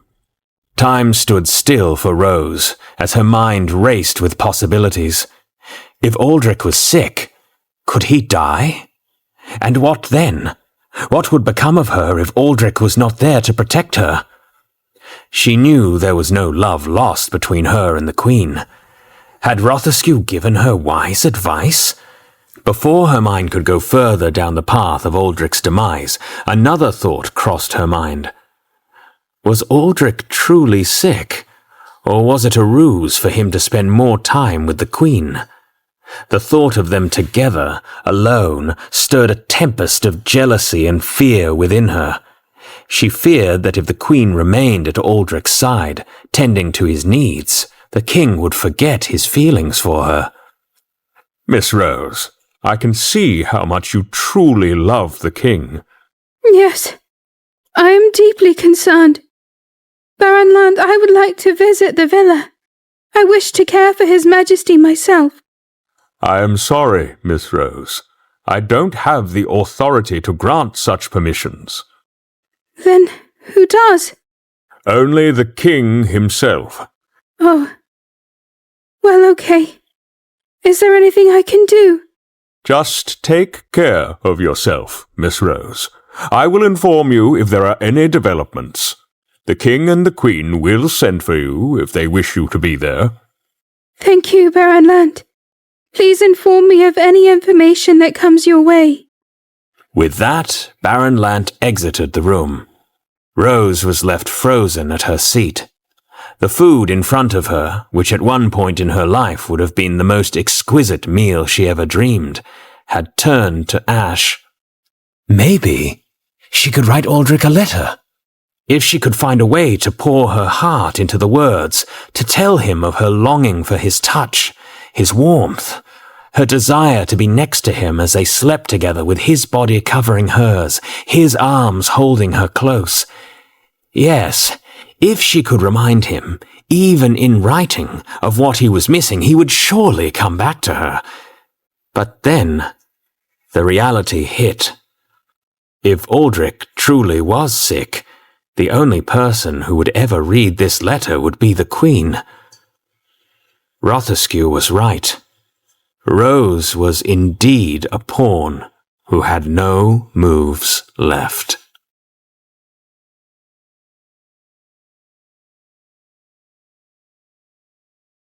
Rose laid in bed with dreadful thoughts of how the future would play out. Either the king would succumb to his mystery illness, or the Queen would win Aldrich's affection back. Either way, Rose would be left with nothing. As she laid there tormented by these musings, Baron Lant arrived with more grave news. Pardon the intrusion, Miss Rose, but I wanted to share the news as soon as I received it. This must remain just between us, as if word gets out while the king is away, there could be great damage. Of course. You have my word, Baron Lant. What is it? The doctors have not been able to diagnose the king's illness. While we hope that this is just a cold, his fever refuses to subside, and he has become very weak.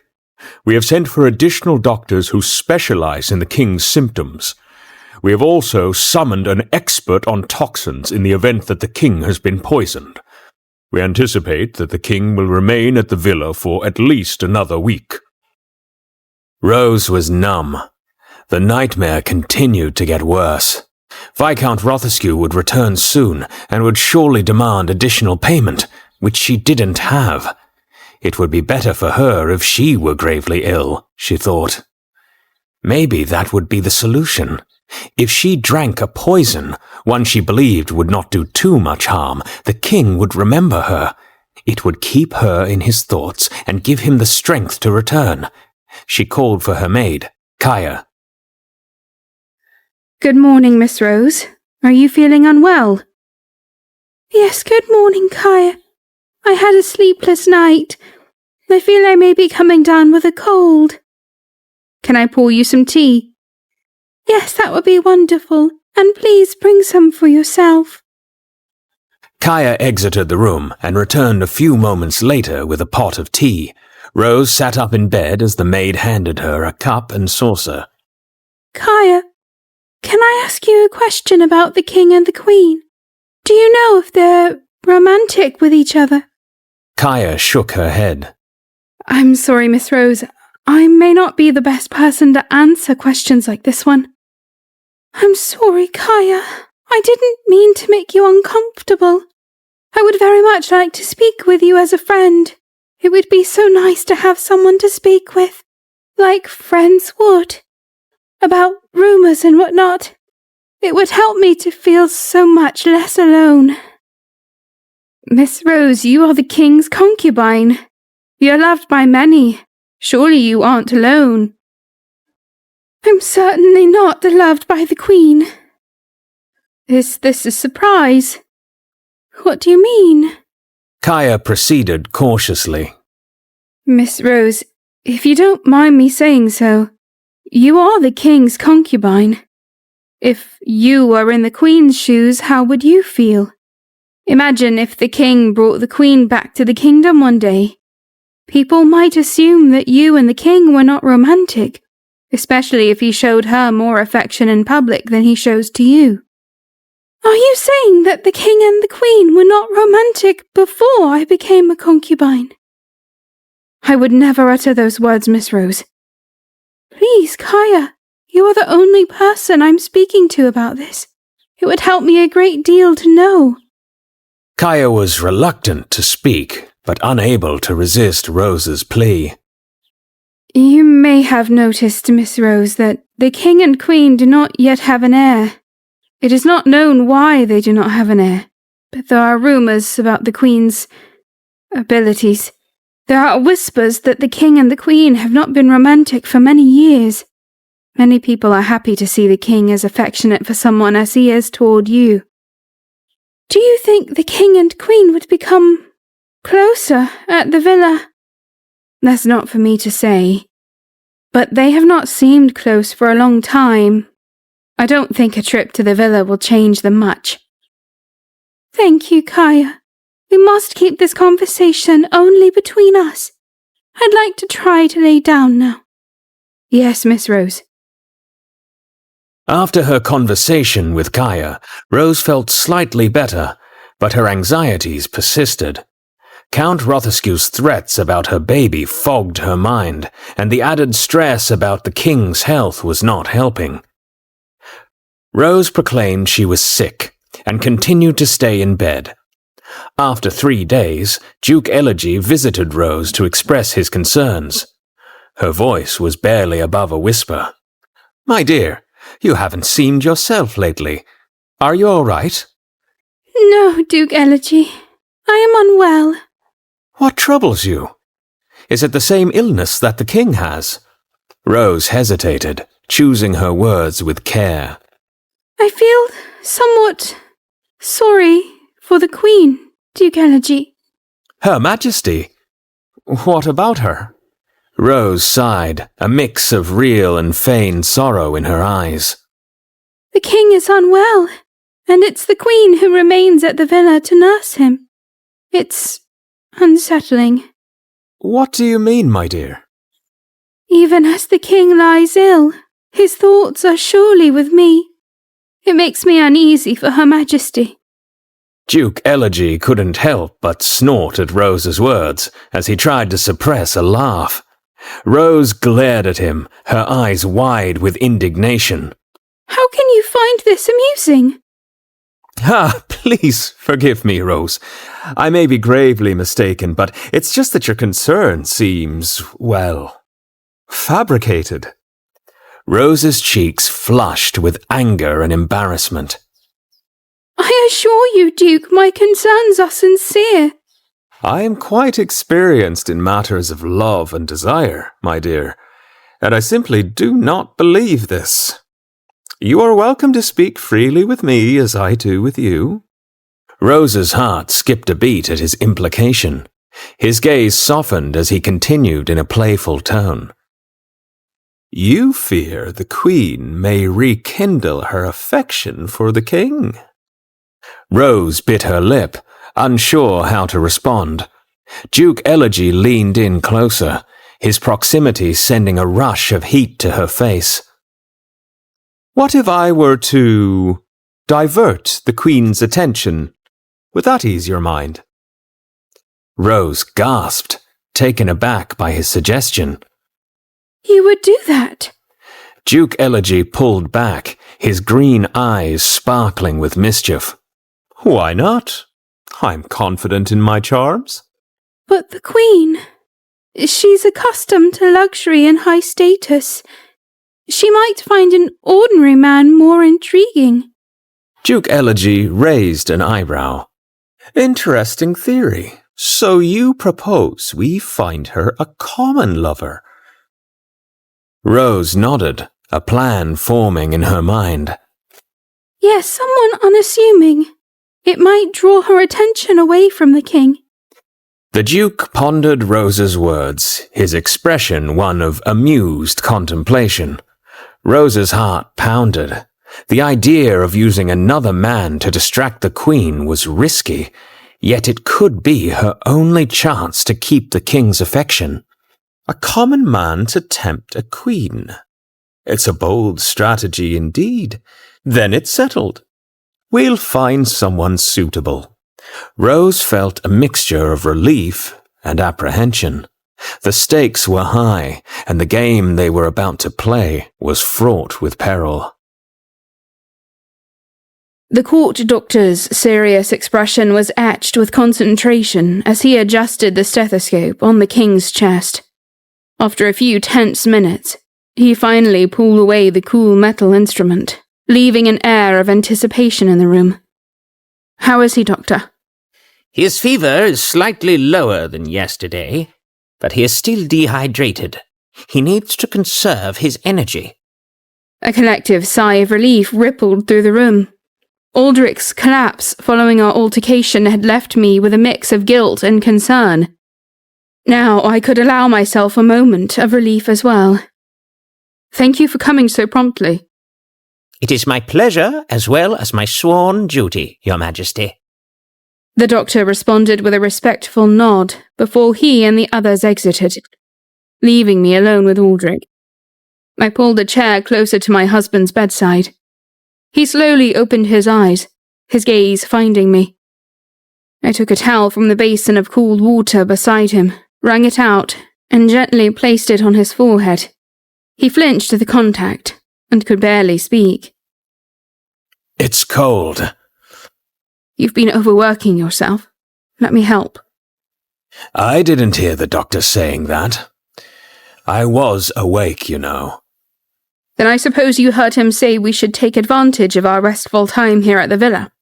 Yes, I heard that. "So then, you really should sleep." I'm fine. Aldrich's response was not convincing. I could hear the underlying fatigue. I replaced the towel on his forehead, refreshed with cold water. The king groaned. It's still cold. Bronwyn?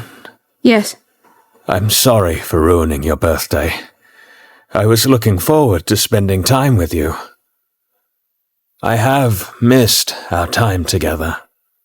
A sigh escaped my lips as I recalled the unexpected kiss Aldrich had planted on me earlier. "Our birthdays come every year, Aldrich. We will have time next year. I don't want you to worry about it." I wanted to reassure him, although a part of me did feel a pang of sadness. But this year's celebration is unique. This trip was to be our opportunity to rekindle the flame between us. Talking to you, my queen, sometimes feels like... "Like you're talking to a colleague?" At hearing his own words used against him, he scowled at me. Do you realize how harsh that sounds? Harsh? It was more like outright scorn, I thought, though I didn't voice it. "The doctors advised a few more days of rest. If my company is too harsh for you, I can call in Rose." I watched his reaction closely. He looked at me in disbelief, but I meant what I said. I knew he would prefer her care over mine. If she came to the villa and I returned to the palace, it would be beneficial. There was a backlog of work awaiting my attention. Aldrich only needed one of us, after all. Bronwyn, are you being sarcastic? I can't tell if this is a joke. Does it sound like a joke? Do you think I find this at all amusing? No, of course not. That's right, I don't. Aldrich looked at me, his eyes flickering. The tension in the room was palpable. My offer to call Rose was genuine, but it was also a test. A test of his feelings to see which one of us his heart truly belonged to. You don't need to bring Rose here. I don't want you to feel neglected. His eyes reflected a mix of concern and confusion. But wouldn't this be convenient for you, Your Majesty? I tried to mask the hurt in my voice. Instead of responding directly, I busied myself with refreshing the ice in the bowl. I took the towel from his forehead, soaked it again, and gently placed it on the back of his neck. He jolted at the cold touch and instinctively grabbed my wrist. He searched my eyes for answers. Are you angry with me? No. Aldrich pressed his grip. Really? Truly. Please stop looking at me like that. He sighed and removed the towel from his neck, placing it on the quilt. Don't call Rose. Was he genuinely all right with that? When I looked up, I saw his eyelids drooping, a sign of his weariness. She's beautiful and charming when she talks, but right now I need peace. My head aches. I prefer quiet. Rose would undoubtedly be upset.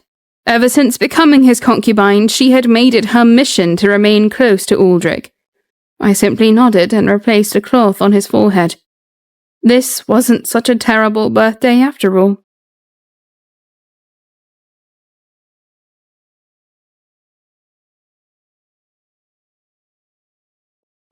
Upon our return to the Imperial Palace, after a week's rest at the villa, I discovered that my intuition was correct. Rose, who'd been waiting in the garden, leapt into the carriage before we could step out. She enveloped Aldrich in a tight embrace, giving me only a curt, awkward bow. Her attitude had shifted. While she previously feigned friendliness toward me, her current concern seemed rooted in the fact that Aldrich and I had been alone together. Aldrich and Rose appeared inseparable, so I retreated. Over the next few days, life resumed its rhythm. I spent extra hours at the Central Palace, catching up on work, while Aldrich reduced his workload, following the doctor's advice. Rose maintained her attachment to Duke Elegy during the day and cared for Aldrich at night. Occasionally I crossed paths with Prince Henry during my walks, and Majesty continued our correspondence. However, a noticeable change had occurred. Aldrich no longer summoned me as frequently to levy baseless accusations about Rose. He seemed to have regained a sense of balance regarding her, lessening the need for confrontations. Fortunately, my encounters with Rose became infrequent, reducing the strain on me, even as my workload increased. My heart still ached when I thought of Aldrich, but I began to entertain the hope that with time we might evolve into something resembling a normal royal couple. The future seemed to promise a life that was moderately dull but peaceful, free from fears of abandonment or disgrace. In this newfound stability, I found a small measure of solace, a quiet acceptance of the role fate had assigned me. Yet deep within, a part of me yearned for more, for passion, for love, for a connection that transcended duty and expectation. But for now, I would settle for peace, for a chance to heal and rebuild, even if it meant concealing the true desires of my heart. The next time I encountered Rose was at a tea party hosted by Duchess Bertha in the enchanting Crystal House. Nestled adjacent to the Central Palace, the Crystal House was an architectural marvel of glass, designed to refract light in a dazzling array of sparkles. Historically, it was said to have been the residence of a beloved concubine of the king, but in recent times it served as a charming venue for the nobility. I had managed to complete my duties early and decided to grace Duchess Bertha's tea party with my presence. As soon as I arrived, the hostess hurried over to greet me. "Welcome, Your Majesty." "Thank you, Duchess Bertha." "I'm so glad you made it. I was concerned you might be too occupied to attend." "Nonsense. It's true that I've been very busy as of late, but that is the reason I've been looking forward to this event so much." The table was adorned with an array of teas, coffees, and an assortment of delicacies, each delicately covered with glass lids. The air was abuzz with the chatter of noblemen and women, creating an atmosphere ripe for social exchange. As I was about to indulge in a delicate pastry, a voice from the garden entrance caught my attention. "Oh dear, it seems we are somewhat late." I glanced up, my gaze drifting past a meticulously decorated cake. A man with wavy blonde hair, whom I had never seen before, stood at the entrance. By his side was Rose. Could that be Duke Elegy? I wondered silently. I had heard rumours that Duke Elegy's striking features were unforgettable, and knew right away that Rose's elegant escort must be him. The man's gaze found mine, and a knowing glimmer flashed in his eyes. He led Rose towards the table, his movements confident and assured. Rose's eyes met mine briefly. A mix of surprise and unease flickered across her face before she masked it with a practiced smile. She was stunning as always, dressed in a gown that accentuated her beauty. "Hello, Your Majesty." Duke Elegy bowed gracefully. An honor to finally meet you, Your Majesty. You are Grand Duke Elegy, I presume. You and Rose seem quite comfortable with each other. It seems you two have gotten well acquainted. Why, yes, we have. I'm sure you've had the pleasure of spending time with her. Rose is a remarkable woman. It's quite hard not to be drawn to her. His words stung more than I cared to admit. Indeed, she is. I'm humbled that you recognized me right away, Your Majesty. He gracefully bent his knee and extended his hand. Placing my hand in his, I felt the gentle press of his lips, a fleeting yet deliberate gesture, before he released it with a sly upturn of his lips.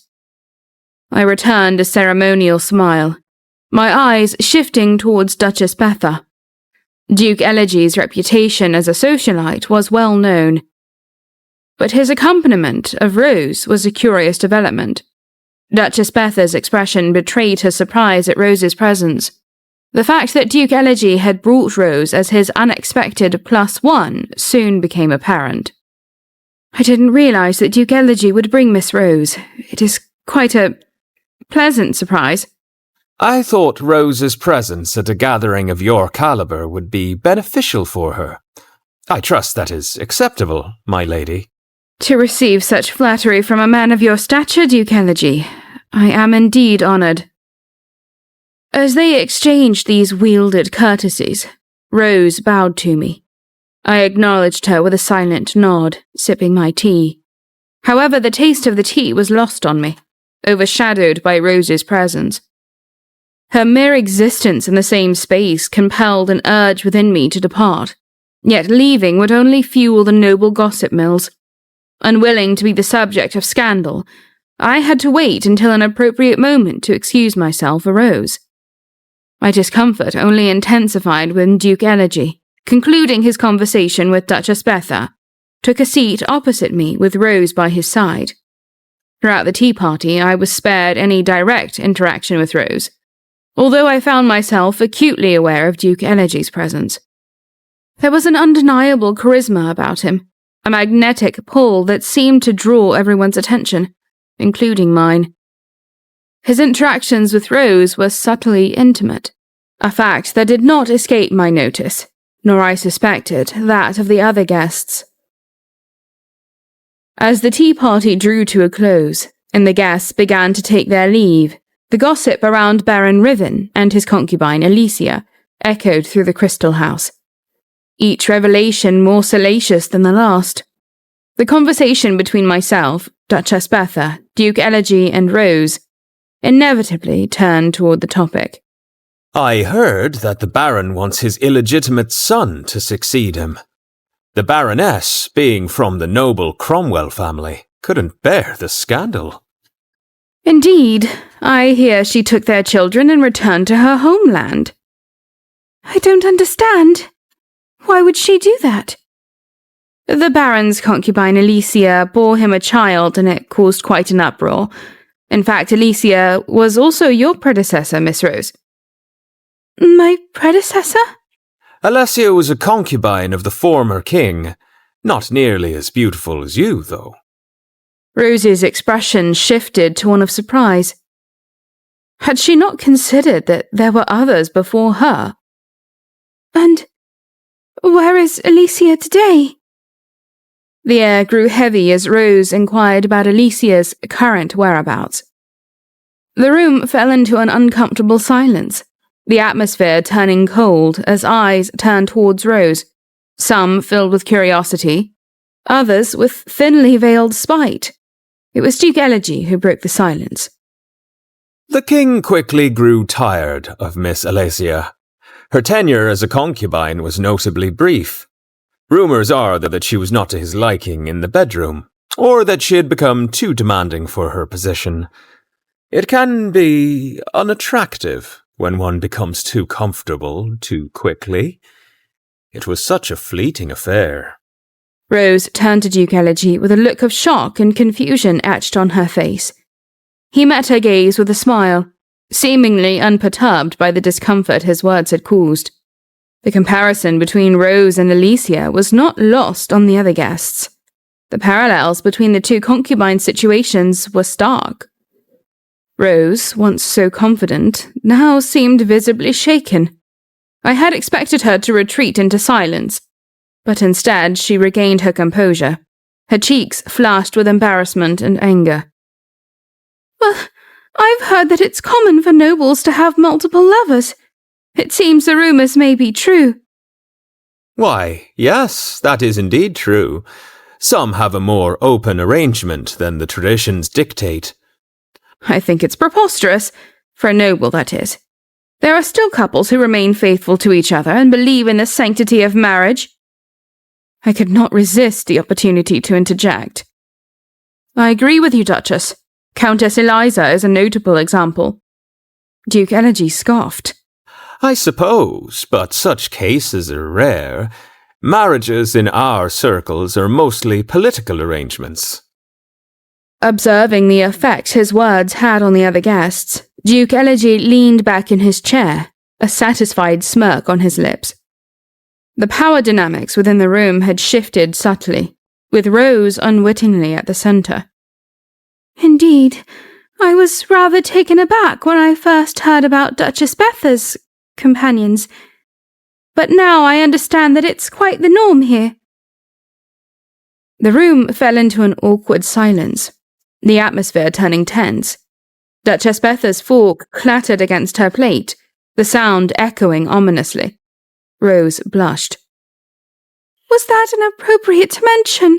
I apologize, please forgive me. I'm still figuring out the rules of what to say and what not to say. It's like stepping into a whole new world for me. Such talk is not only inappropriate, Miss Rose, it is absurd and baseless. I demand that you tell me where these ideas came from. Perhaps you've imagined them. That's something a slave would in fact do. Duke Elegy, ever the provocateur, interjected. Apologies, my lady. Miss Rose is unfamiliar with noble etiquette. She merely repeated rumours without understanding their gravity. I will not tolerate such blatant disregard for decorum any longer. Duke Elegy, bringing someone so uninformed reflects poorly on you. A modicum of pretense is preferable to outright rudeness. I fear that we have shifted this lovely engagement in a most unfortunate way, my lady. In the best interest of everyone here, I suggest that we move on to another topic of conversation. I'm afraid not, Duke Elegy. I expected more from you. This gathering is concluded. My apologies to everyone, especially to your Majesty, for this unfortunate turn of events. As Duchess Betha uttered those words, she looked sharply at Rose. The implication was clear. Rose's presence at the gathering was the cause of the unfortunate turn of events. The guests began to disperse, the mood soured by their heated exchange. As the room emptied, I couldn't help but reflect on the delicate dance of words and appearances that governed our world. Rose, despite her naivety, had unwittingly exposed the underbelly of noble society. The encounter with Duke Elegy had stirred something within me, a mixture of curiosity and caution. His charm was undeniable, but there was a sense of danger that accompanied it, a warning that involvement with him could lead to unexpected consequences.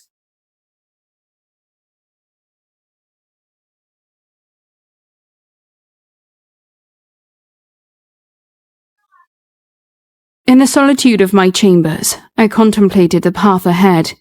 The court was a maze of intrigue and desire, and navigating it required both wisdom and courage.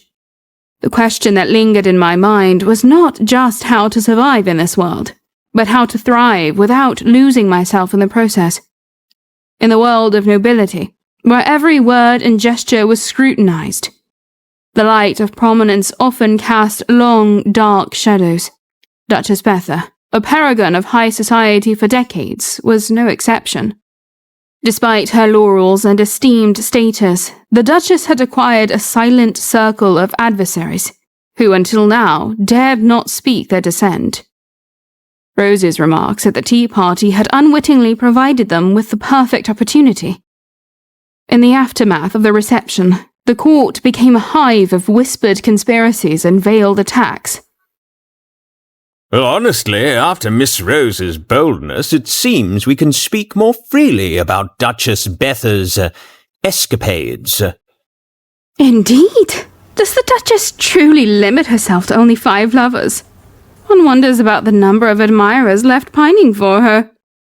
The Duchess does seem to have a diverse circle of acquaintances. The true queen sits in dignified silence, while Duchess Betha parades as if she were the queen of our society. The nobles hid behind their guise of sympathy and solidarity with Rose, airing their grievances within the safety of numbers. In their eyes, Rose had become a convenient instrument, a bold voice to vocalize their hidden resentments against Duchess Betha. Rose merely repeated what she had heard. Truly, these rumours have swirled around us for ages. I dared not speak of them for fear of retribution from the Duchess's loyalists.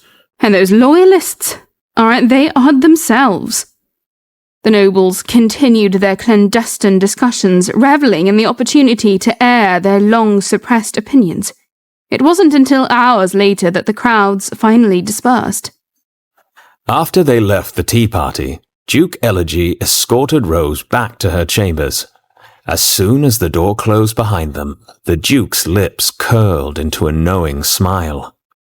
Well, Duke Elegy, how did I perform? Well done, Miss Rose. I was quite impressed. You bring quite a spark with you wherever you go. Elegy's eyes twinkled with amusement. Rose fidgeted, her cheeks flushed with a mix of pride and uncertainty. Thank you. You truly believe it was all right? Absolutely, my dear. It was an excellent beginning. But will this turn people against Duchess Betha? Not excessively. At least, not yet. For now, we are merely testing the waters. We're just stirring the pot to see what floats to the top. Rose's eyes widened in realization. I would feel awful if something happened to Duchess Betha. I must say, I don't know if I'm born for this. Nonsense, my dear Rose. You have much potential. You are a natural. The Duke's praise rekindled Rose's courage. Thank you, Duke Elegy. Then, what should I do next? Duke Elegy looked at Rose, her naivete and eagerness apparent. For now, just continue as you are. The seeds of doubt have been sown. Let them take root. I believe you can manage on your own from here, can't you? I'm not fond of this kind of manipulation. Duke Elegy couldn't help but laugh, the sound rich and untroubled, as he rose from his chair. As I've mentioned, Miss Rose, you're quite charming, but I can see deception isn't your strongest suit. Rose's expression soured, her eyes flashing with a mix of annoyance and defiance. I'm not belittling you, Rose. I'm merely stating the truth. There's no need to take offense. It's difficult to fool someone like me in these matters. With a petulant pout, Rose watched as Duke Elegy turned to leave. She called out, her voice laced with curiosity and a touch of desperation. Where are you going? Rose hurried to his side, but Duke Elegy merely shook his head with a wry smile. I need to step out for a bit. You don't need to accompany me.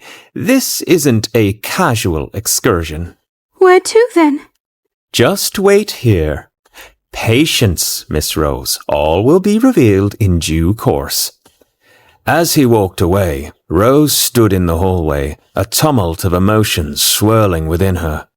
Duke Elegy's words and actions had ignited a fire of curiosity, desire, and a hint of fear. His presence had a magnetic pull, and despite her apprehensions, she found herself drawn to him, yearning to understand his motives and intentions. The grand public balls, held 4 to 6 times a year, were monumental events in the kingdom. They offered a rare occasion where even commoners could mingle with the nobility. In the midst of a lengthy discussion with the culture minister about setting the date for the next ball, he excused himself, leaving me alone with my thoughts. I need a break, I mused, feeling the weight of the day's responsibility on my shoulders. I stepped out of the office, intending to take a leisurely walk down the long corridor to clear my mind.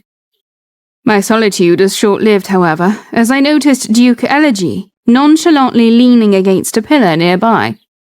His presence was unexpected, and curiosity piqued my interest. Why was he here? When the Duke noticed me, he straightened up and offered a graceful bow, his wavy golden hair catching the light. I've been waiting here for 3 hours, Your Majesty. Your schedule must be quite demanding. His words surprised me. Had he really been waiting just to see me? I couldn't recall any scheduled meeting with him. If it were urgent, surely he would have sent a messenger. Elegy smiled, a hint of mischief in his eyes. How can I assist you, Duke Elegy? Ah, straight to the point. Very good. Are you aware that I am acquainted with Prince Henry? So I've heard. I waited, expecting Duke Elegy to elaborate, but he seemed lost in thought. An awkward silence stretched between us, broken only by his sudden frown as he glanced at the floor. After a moment he looked up again, his expression serious. I've heard about you from Henry, Your Majesty. Has he ever mentioned me to you? I hesitated. The truth was that Prince Henry had spoken of him, but the remarks were far from complimentary. I haven't heard much, to be honest. He's only mentioned you briefly, in passing. Duke Elegy stepped closer, his gaze intense. Did he say anything peculiar? Anything unpleasant? I'm not sure what you mean. The Duke seemed to study my reaction, a calculative gleam in his eyes. I merely wonder what Prince Henry might have said about me. Rumours and reputations can be so misleading. Don't you agree? Indeed, rumours often paint an incomplete picture. Duke Elegy's smile returned to his face, a mix of charm and intrigue. Exactly. I believe getting to know someone personally offers a much clearer perspective. Wouldn't you agree, Your Majesty? His implication was clear, and I found myself momentarily at a loss for words. Duke Elegy was proposing a more personal acquaintance. Henry's words about Duke Elegy echoed in my mind, but I couldn't divulge that. I simply shook my head. Duke Elegy sighed, a hand wearily brushing his forehead. Oh, Henry, he always speaks ill of me to those he finds appealing, telling tales of me being a cursed doll or a living ghost story. He has quite a vivid imagination. I'm sure you know his head can be in the clouds sometimes. I couldn't conceal my surprise at his words. Henry's head can be in the clouds. What exactly was the Duke insinuating by that remark? Henry's stories are all fabrications. Please, Your Majesty, pay them no heed. I'm unsure why you're sharing this with me, or what your intentions are, Duke Elegy. This is quite unusual. Duke Elegy paused, his eyes intently studying her face before continuing. When I saw you at the tea party, I was relieved to see that you weren't in Henry's company. I wouldn't want your reputation to be tarnished by frivolous companions such as Henry, or myself. But while Henry seeks companionship in opposites, I gravitate towards those who share my carefree nature. Are you suggesting that Prince is an unsuitable friend? No, I'm here to offer you counsel. Counsel? Prince Henry is duplicitous, Your Majesty. He wears a mask of kindness, yet his actions often betray his words. He can smile while causing pain. Aren't you and Prince Henry close friends? Elegy's nonchalant smile deepened. Henry is not the one who invited me here. Did he not mention that? That's not a surprise, especially knowing that for a few years Henry's been setting up. Duke Elegy was interrupted by the sudden appearance of Aldrich, whose gaze was fixed on Duke Elegy. He turned toward me with an unreadable expression. Entertaining another foreigner, I see. Duke Elegy offered a bow to Aldrich, his smile unwaveringly innocent, and then excused himself, leaving me alone with my husband. After Duke Elegy's departure, the tension in the air was palpable. Aldrich's presence brought a different dynamic, his eyes betraying a mix of suspicion and irritation. It seems you have developed an affinity for foreigners. A man from the Celestial Isles, then Rhett, and now Boheen. Your preferences are quite clear. I am tired of these unfounded suspicions. I came out here in search of nothing but a moment of peace when Duke Elegy and now you have interrupted. You lack experience with men other than myself. Don't be fooled by his eloquence. It doesn't make him a good man. Aldrich's frown deepened as he pointed toward Duke Elegy's retreating figure. And what, in your opinion, defines a good man? Aldrich paused, considering his response. Are you suggesting that I am not a good man, Bronwyn? He likely did not want to hear my answer, but I was ready to tell him the truth as I felt it. Before I could speak, however, he began. He did not need me to say it. He already knew. Regardless of how you feel about me, I urge you to be cautious in your interactions with Duke Elegy. And I will seek the company of a handsome, young Elisarian man, if that pleases your majesty. Aldrich stared at me silently for a moment before he turned and walked away. I sighed, bewildered by the labyrinth of thoughts swirling in Aldrich's mind. His hypocrisy was evident. He tolerated his own indiscretions with Rose, yet bristled at the mere suggestion of my involvement with others. Maybe I will, in fact, revel in the company of a young, handsome Elisarian man. The culture minister approached, returning from his lengthy absence. My apologies, Your Majesty, for keeping you waiting. I've been tending to my wife while she's ill. It's quite all right. I followed the culture minister back to his office. We resumed our meeting, but my concentration wavered. My thoughts were elsewhere, lost in a sea of confusion and frustration. Eventually, I ended the meeting before we had finished the day's business. Let's reconvene tomorrow. We both could use some rest. Yes, Your Majesty. That sounds agreeable. After the minister departed, I sat alone, arms crossed, staring blankly at the stack of documents on the table. Aldrich's behaviour was predictably self-centred, but Duke Elegy's intentions remained a mystery. What was this plan Prince Henry had been orchestrating for years? The word plan suggested something calculated, something long in the making. My thoughts circled back to the cryptic exchanges between myself, Duke Elegy, and Prince Henry. They both had spoken ill of each other, yet Henry had invited Duke Elegy here. The situation was a puzzle, each piece more enigmatic than the last. It's peculiar, I mused, my mind racing. To unravel this mystery, I would have to speak with Prince Henry directly.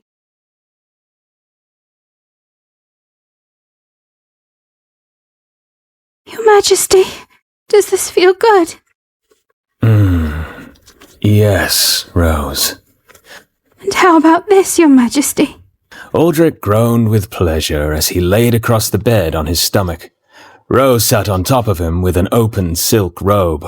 The king's face breathed into the pillow as she slowly, sensually pressed her delicate fingers, covered in eucalyptus oil, into the muscles of his back. Your Majesty. Rose leaned in, her breath a whisper against Aldrich's ear. Caught off guard, the king turned his head, their lips perilously close to touching. Rose's mouth curved into a knowing smile, gently kissing his cheek before encircling him in a delicate embrace. What preoccupies your thoughts, my king? It's that easy to tell.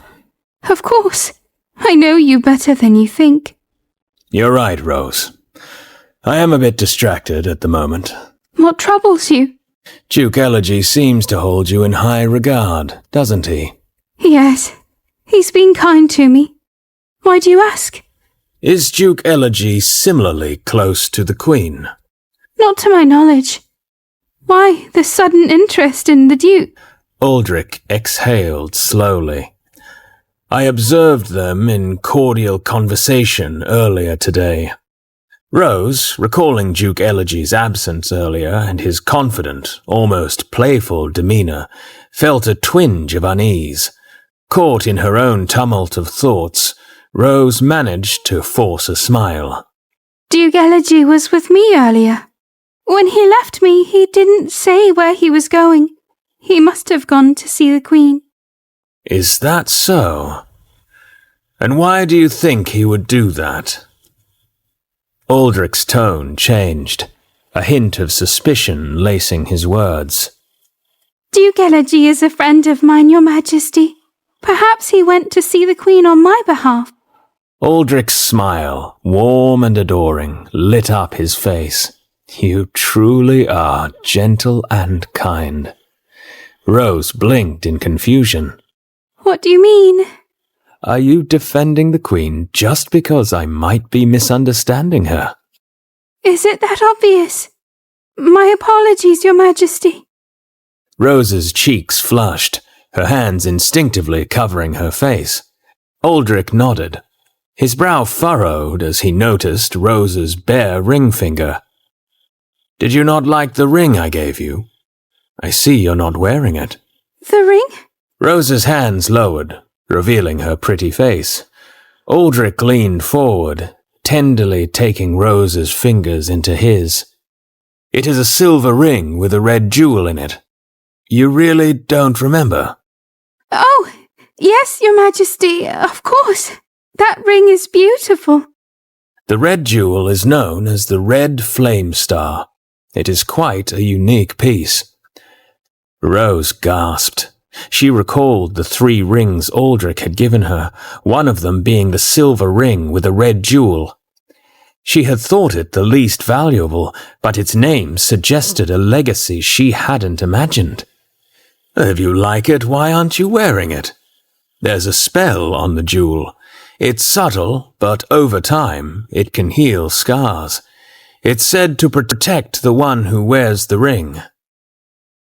The revelation struck Rose like a thunderbolt. I had no idea the ring held such power. Well, it does. It's a beloved jewel.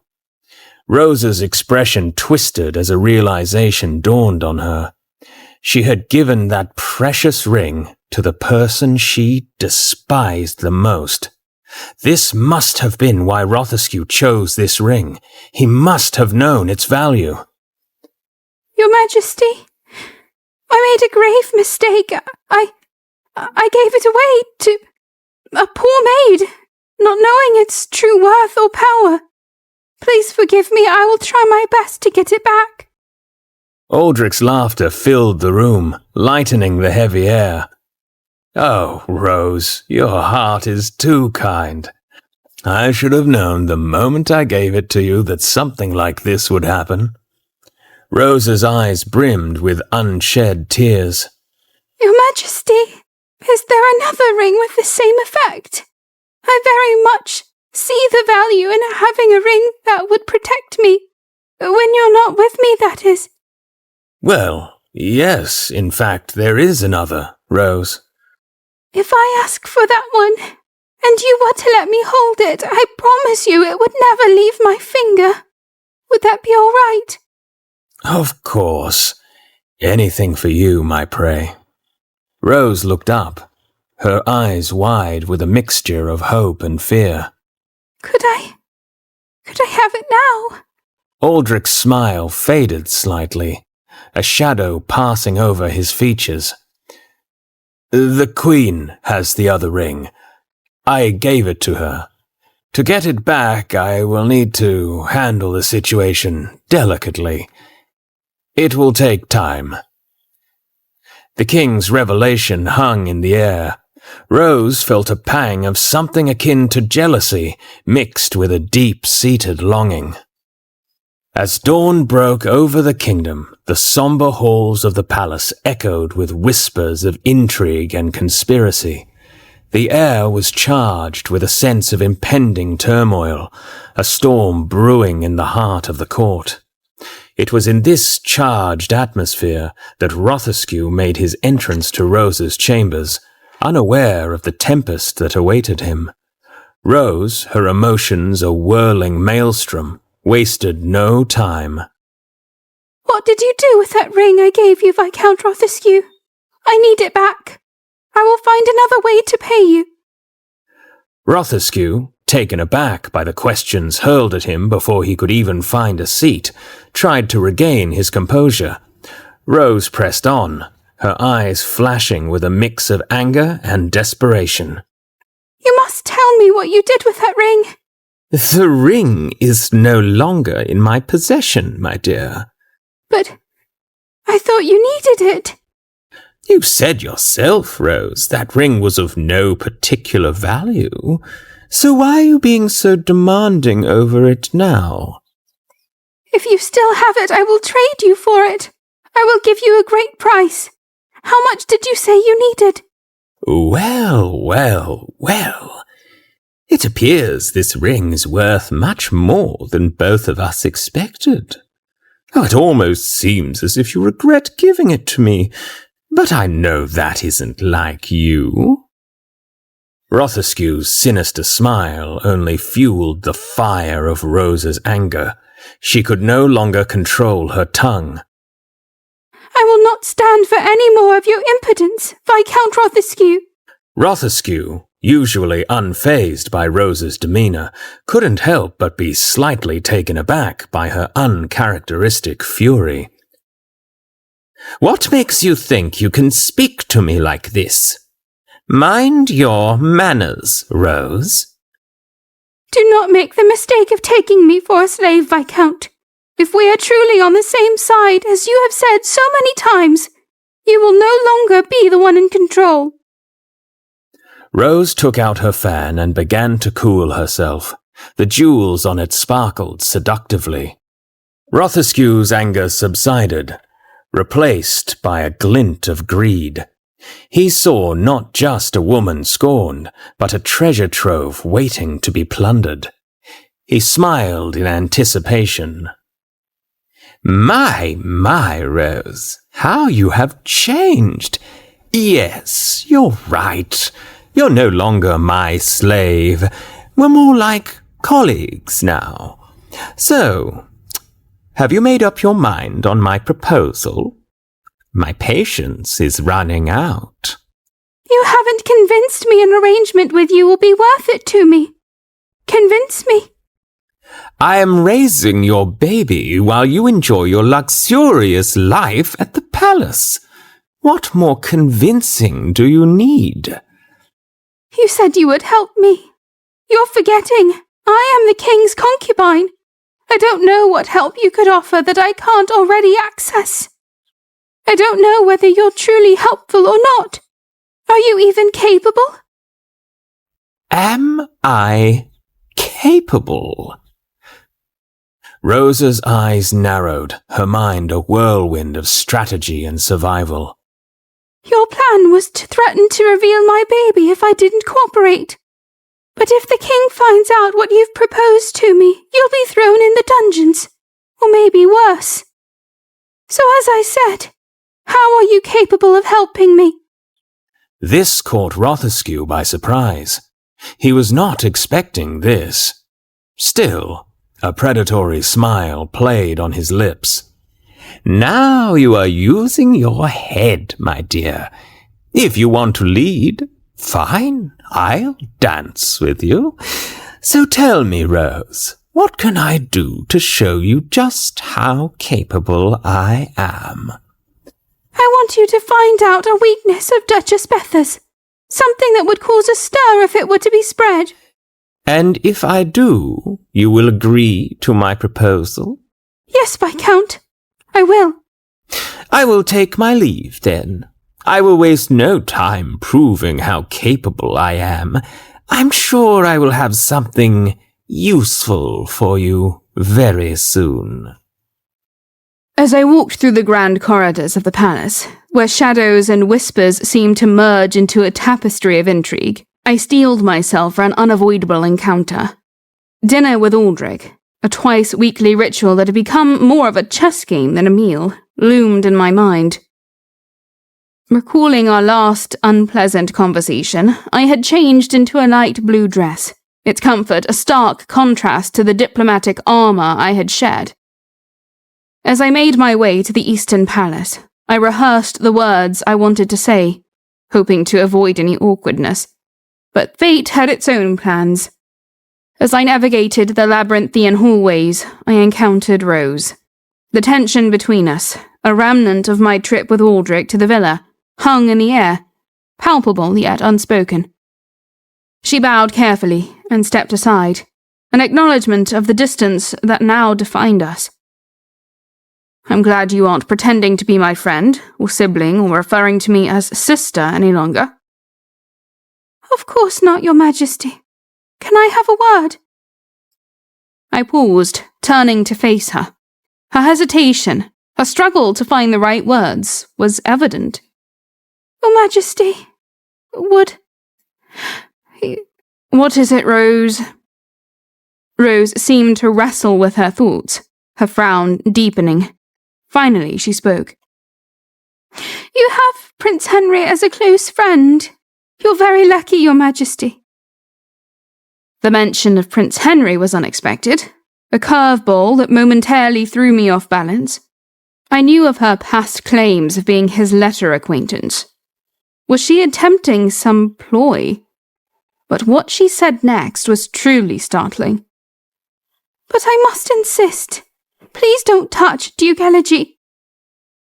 I was taken aback. The very notion was absurd. An involuntary sigh escaped my lips. I don't know what you're talking about, Rose. I don't have any interest in Duke Elegy. And who do you think you are? How dare you presume to insist anything from me? Now, if you'll excuse me, I'm meeting Aldrich for dinner. I began moving past her when she spoke again.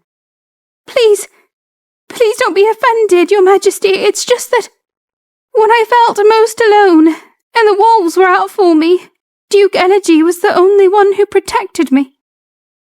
So? What does that have to do with me? I know you don't like me, but you have so many loyal nobles on your side. Please, Your Majesty, don't take away my only friend. Of the many things that you have to worry about, Rose, this is not one of them. I can give you my word. Duke Elegy is not my friend. You've wanted what was mine, but I have never wanted what was yours. I'm not so deprived that I have to take from someone else. Or so you say. What? Nothing, Your Majesty. A flicker of anger crossed Rose's face, but I chose to ignore it. With a look as cold as Aldrich's, I brushed past her. If Rose wanted to play with fire, I would gladly burn her.